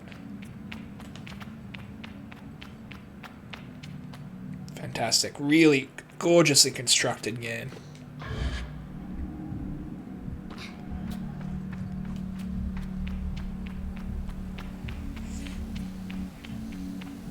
Oh yeah, Leica's still in here as well. We got a bunch of Magic the Gathering dweebs. You goddamn dweebs. Wow, look at that.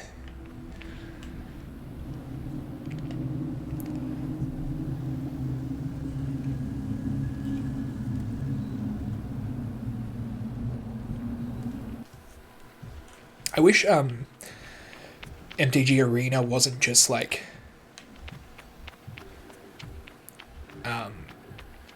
it's only the latest sets, right? You can't play like older formats in Arena, can you? Because I was thinking about getting it and streaming a little bit. I think that'd be fun to have some of my some of y'all that know what you're doing to teach me how to play. They have historic. Oh, okay. Is that? I don't know if I know what that means. It's just a bunch of old cards. Interesting.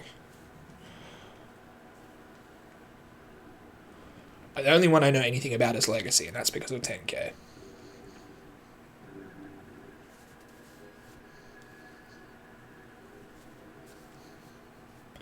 Right, I see. Interesting.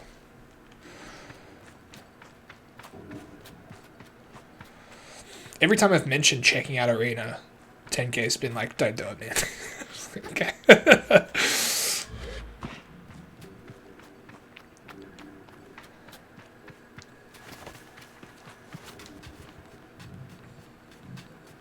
I don't even know what those words mean, like you're gonna have to elaborate. I think I need to climb up this thing. 10 times the Hearthstone grind. Yeah, yeah. I don't know. I don't mind so much the grind as long as the game is fun.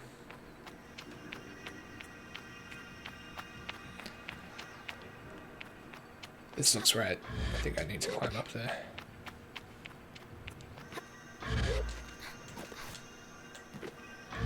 Oh, Chifley, how are you finding it?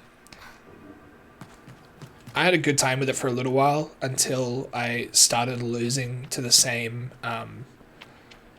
insane ramp druid decks that I just kept. I would get to a pretty solid rank, and then at a certain point, just like every deck that I was going up against was just like a completely non-interactive deck that didn't matter what I did, didn't matter what I put in my deck. If I couldn't get to my win condition before they got to theirs, then it's an instant loss, and I don't like to play that. I want to play a game where you still got a chance, even if you're not.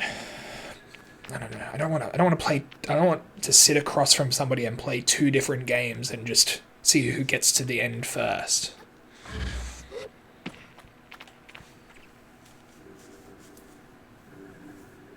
Yeah, I saw that too. I saw that as well, Chief. Yeah, that number's nothing. That number doesn't give you anything. It's so weird. Wow. Cool.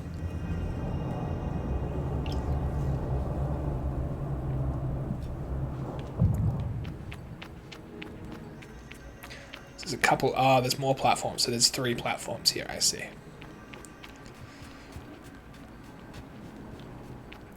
I did like when I logged back into my old BattleNet account, which had been inactive since Ongora. I reactivated it when I got the PC, so a few months ago. I got given like so many card packs, so that was nice. I didn't have to spend any money to get the cards that I wanted. But yeah, yeah, totally. I 100% agree with that. Very weird approach. Especially seeing as the game kept telling me that I was getting achievements. It's like, I don't really care. If it's not going to give me anything in the game, what's the point? I also have a weird relationship with Hearthstone because I played it from. I don't think I was playing it during the beta, but I played it just after the official release of it, and I played it consistently. I played every expansion through until I think it's called Journey to Ongora, which was if my memory serves, it was the first. It was the first set that had. Can Can I climb that? No, I can't. It was the first set that had quest cards, and I liked that. And then I'd always played Hunter. Hunter is the only character class, I guess, deck. Hunter's the only class that I want to play in Hearthstone. And I really liked the quest for Hunter. It was putting all of those raptors in your deck that were like 3/2 creatures that cost 1 that you that drew another card when you played them. I thought that was like a really fun mechanic, and then it just wasn't. And I was like, oh, okay. Well, I guess I don't want to play this game anymore. I just stopped, and that was, it wasn't for many years that I tried it again. For sure, yeah. I've not played any Battlegrounds at all, but I know my sister really likes it.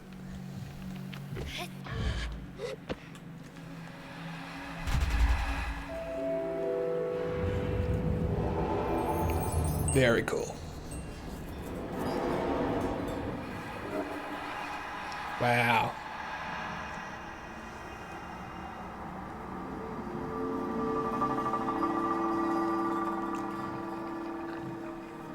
I like this game.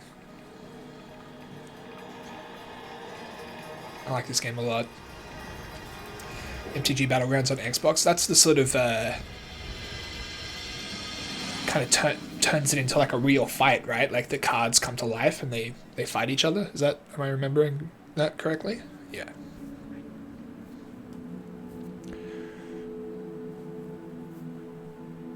For sure, Chifley. I totally agree.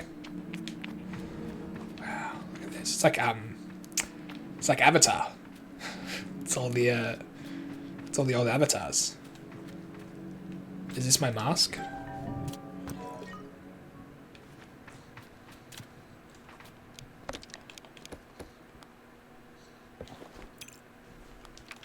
Cool.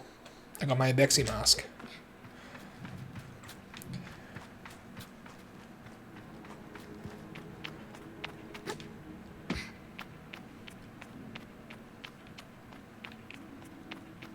How do I get out of here?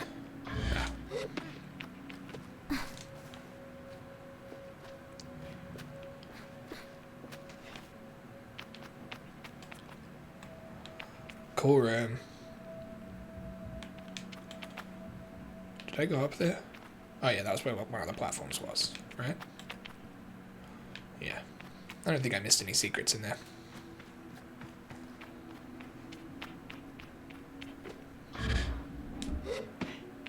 Yeah, I don't know much about Battlegrounds' link to the game of Magic the Gathering. I think it used the loose kind of lore of it, right?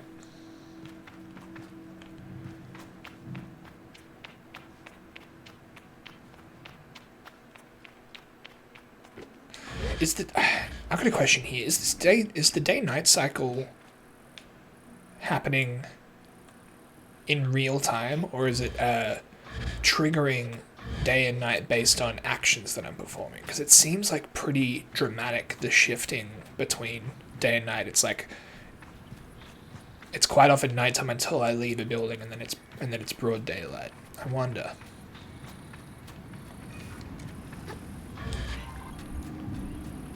Oh no, there's a clock on the bottom, so it's just naturally very dramatic change between the two.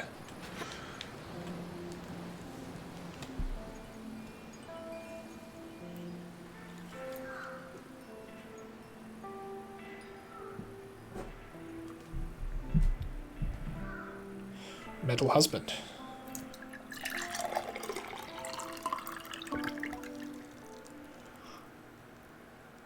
This is pretty funny. Like in this like desert fantasy world with light sci-fi sprinklings. There's a post box that says logging in. That's funny to me.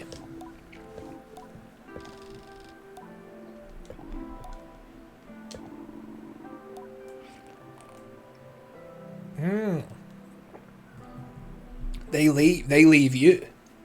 Oh, so they're like a nomadic clan.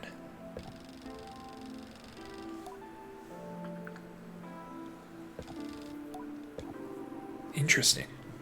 So that's why I was about to say there was no smoke when I left the temple, but it's because they're not there anymore.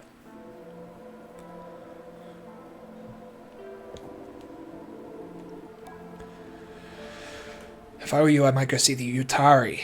They're the machinist at Burnt Oak Station and amongst Sizo's closest friends. Cool.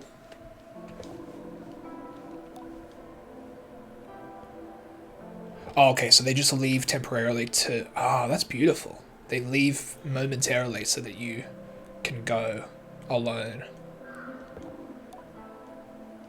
And then they return. Very cool. Really love the mythology of this world. It's very impressively realized.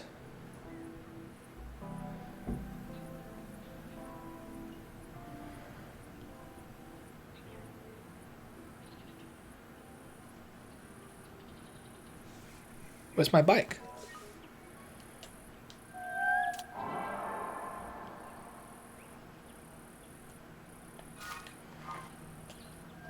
What does calling out do? Oh, calling out brings your bike to you. Wow. Hello, Simon. Oh, that's real nice. Look at that compared to the other bike. Gorgeous. I did see this not in motion. I saw this in screenshots in the before I started playing properly. The trails that it leaves behind, and then I was not expecting to get this bike so quickly. Yeah, incredible. I love the front of the bike as well. That little energy core.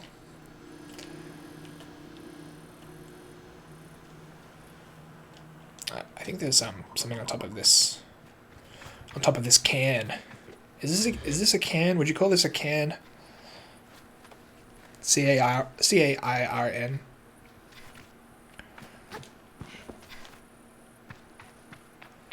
Yeah, we got another wiggler. We got another chum egg.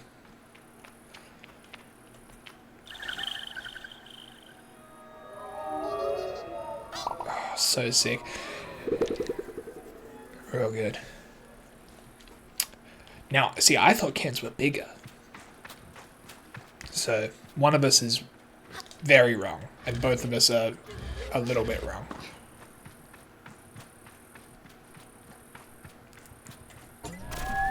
Ah, there you are. There you are, Simon. Okay, so we just got to leave the canyon now, which I think is just probably through those... Wait, okay. It's to my south. Is that through those statues? Oh, it's man-made?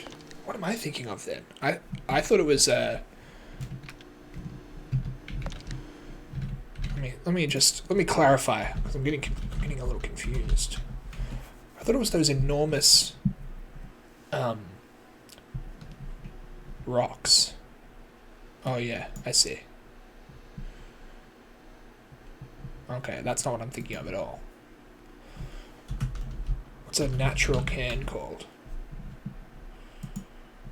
Oh no, it can refer to a natural stone pile as well. What am I thinking of that are the... I think I'm just thinking of I'm thinking of just a plateau, probably. There's like big rocks with like a flat area on top. I think that is just called a plateau, isn't it? I think that's what I'm thinking of. Or, oh yeah, mesa maybe? Yeah. I don't know. Alright. Oops, I accidentally set a marker. Okay. Well, we're going down there. Okay, we are going through these statues. Isolated flat-topped elevation, ridge or hill. Yeah, that might be what I'm thinking of. We've made it out of the valley. Is this the title screen? Sable?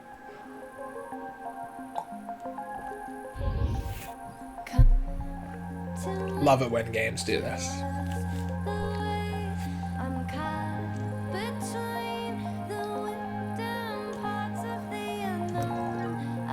Beautiful.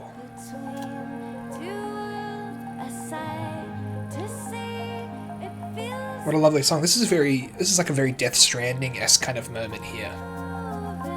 This song triggering as we leave. Or enter an area.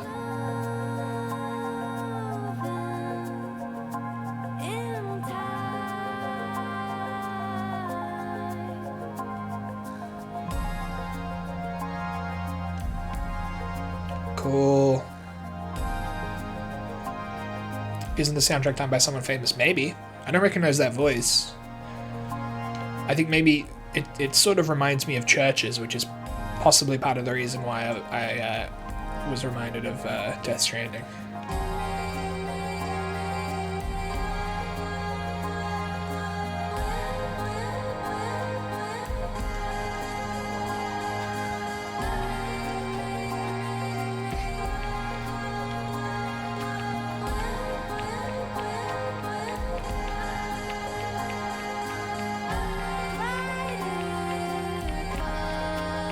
Japanese breakfast. Oh, cool.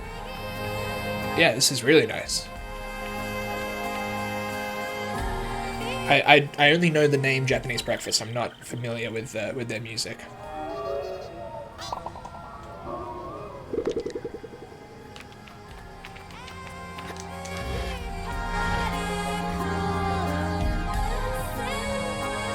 Yeah, this is really nice.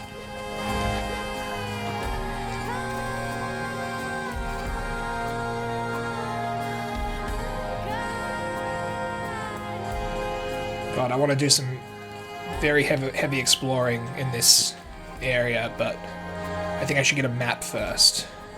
Which I imagine, yeah, there's a balloon up there, so there'll be a cartographer at this camp.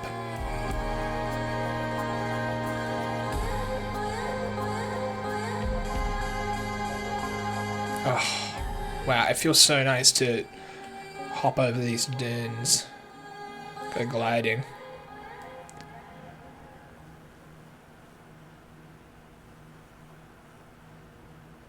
Sick. Nice timing on the music as well. If I hadn't stopped off at that tower just there, probably the music would have taken me all the way to this cartographer here. How do I get up there? Ah, this way.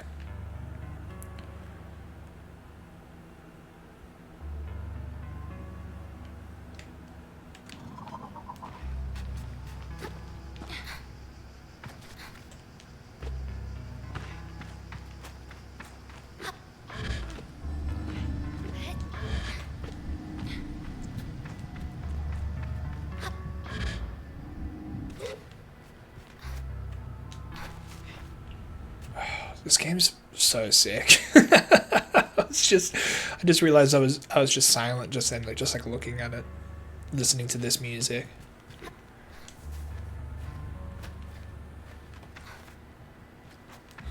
Every now and then I play a game that I wish I could go back in time and show myself at like age 10 and say like, one day you'll get to play a video game that looks like this. I felt that way when I played Gris, I think is how you pronounce it. GRIS. The game wasn't like a mind-blowing like game experience. It was just like a game you go through. There was no like real challenge to it, but it was just one of the most beautiful looking games that I've ever played.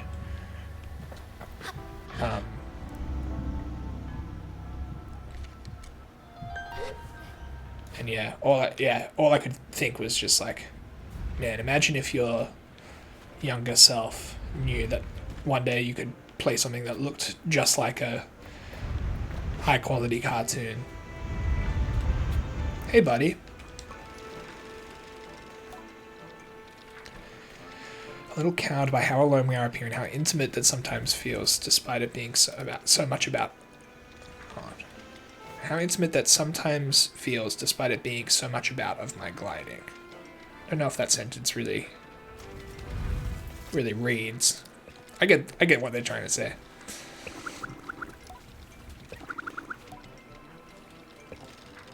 I love the cartographer mask. So sick. This is a nice little tune as well.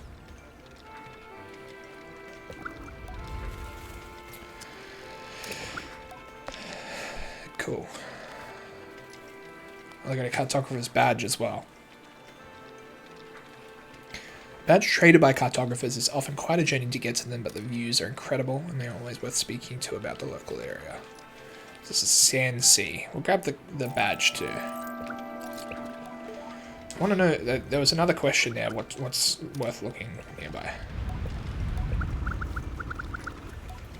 Maybe it's the Great Wind Tower yet. Get up there and you can see for ages.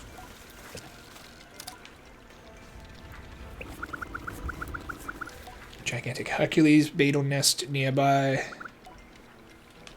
Thank you. Thank you, Niaz.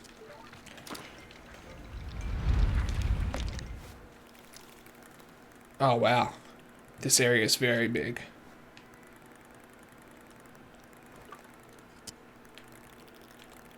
That might be the beetle's nest.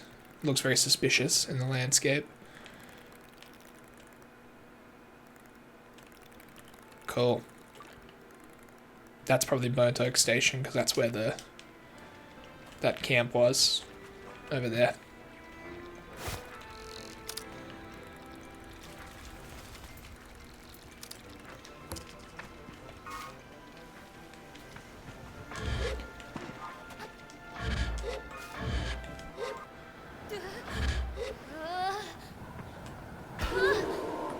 Okay, cool. So there's no fall damage, but there is like a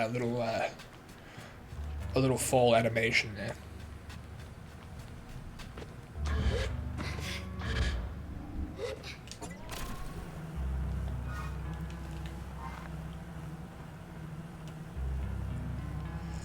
I imagine this would be a kind of an interesting game to speedrun. I feel like there's probably a lot of fun, weird things you can do with the gliding mechanic and climbing and stuff. That's the other thing that I always think about whenever people complain about a game having glitches in it. Like, oh, what are the implications of the glitches? Are there any skips?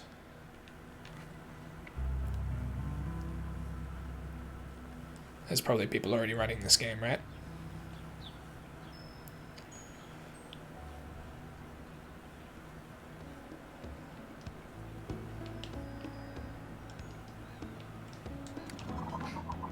Thank you, Seamoon, or Simoon.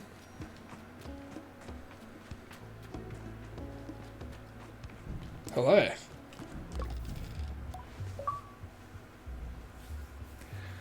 It's a challenge not to view scrappers through quite a romantic lens.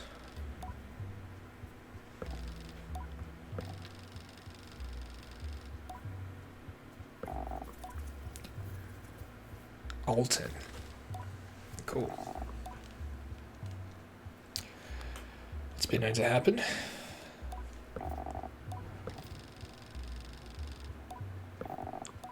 Yeah, let's do it.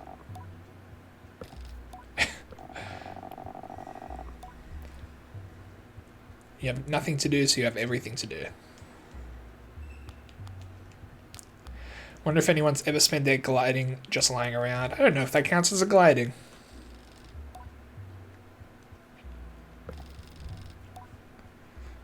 That's true.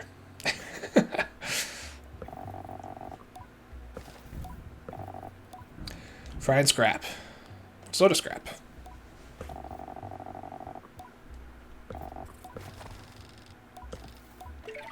Great. Gotta find some scrap for Alton.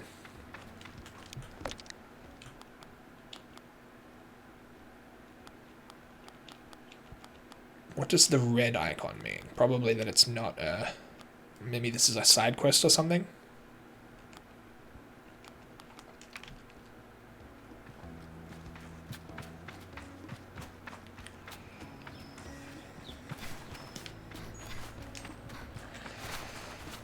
Let's check out this. That's a cool tree. Wonder if I call Simoon, do I see her? Yeah, she activates. Oh, that's cool.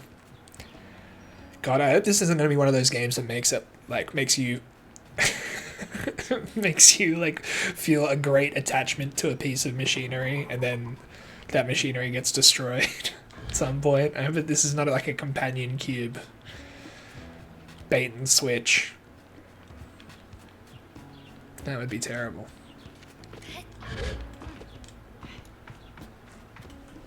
I think I can turn up the music a little bit. Let's get it up there. Oh, that's a great sand cutter. Wow. Wonder if I can make Simoon look like that. I'm late. Oh, okay. Friend of Sizo's.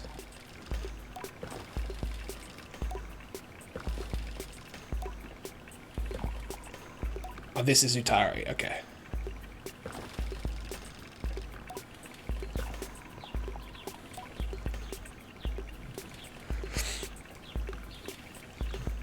A hover bike. I heard it for the first time months ago and felt the shape of its voice, of her voice, sorry.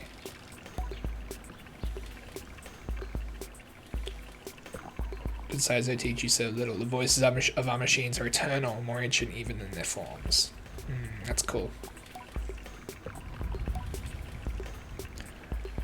Our needs converge atop the wind tower.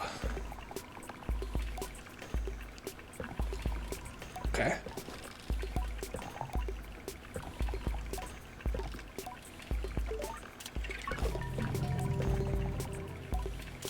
Customize bike. Okay, so once I get bike parts, I can customize them here. Ah, and you can change the speed, acceleration, handling. Cool. That's nice. That's nice. Oh, and when you do that, Simoon comes and hangs out. That's fun.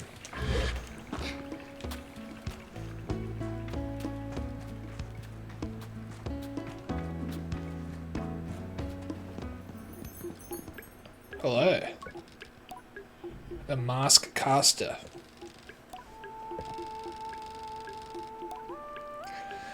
Gliders should collect 3 badges of a set and bring them to the caster, from whom the mask shall be cast. Ah, okay, so that's why I'm collecting badges. So if I get if I get 3 machinist badges, I get the machinist mask.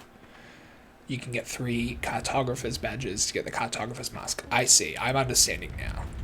And then at the end of the game, presumably, you dedicate to 1 mask. And that's the end, I guess? And that's it. The implication is that that's your path for life. Very interesting.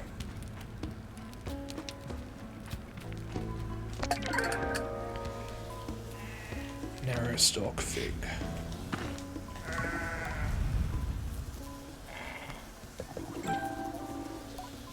Oh. Color palette for a hover bike.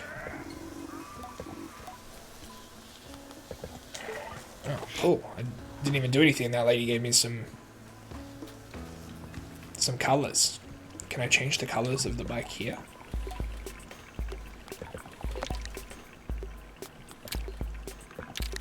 Oh, here we go.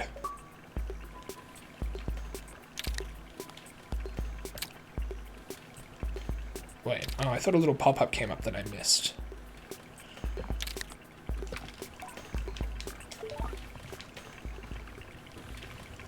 Did that take off anything from my bike?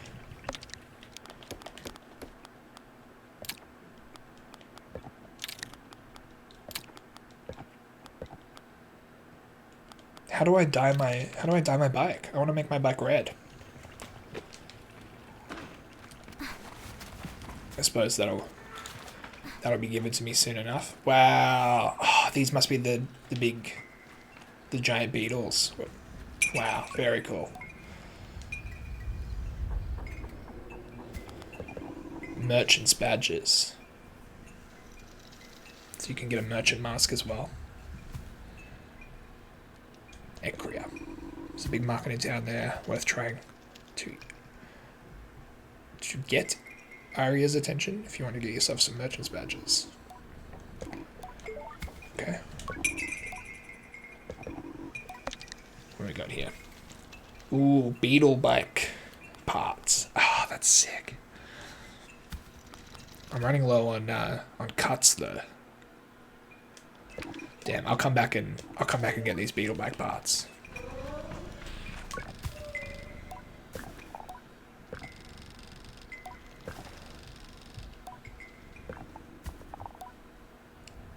Elizabeth. The world is big and I feel very small.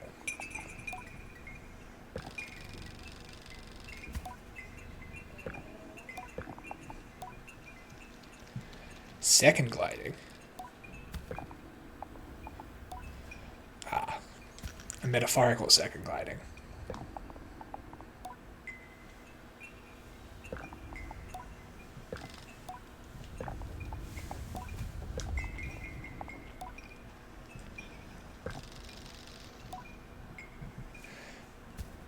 I think this game's going to have some stuff to say about purpose.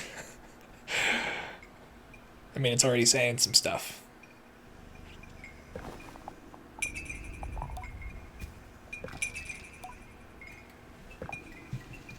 The Badlands. Northern Badlands, southwest of here. Cool. Oh, she's gone. That's cool. So this, like... Oh, so this... Okay, I see. The red icon is the quest you're tracking.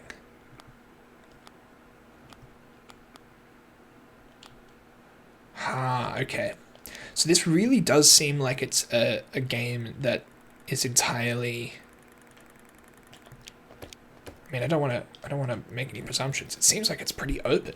Like, it's just going to give me a world to explore and a few things to do if I want. But there's no... It doesn't seem like there's any real critical path apart from exploring and gathering masks and then coming back and choosing one. Amazing.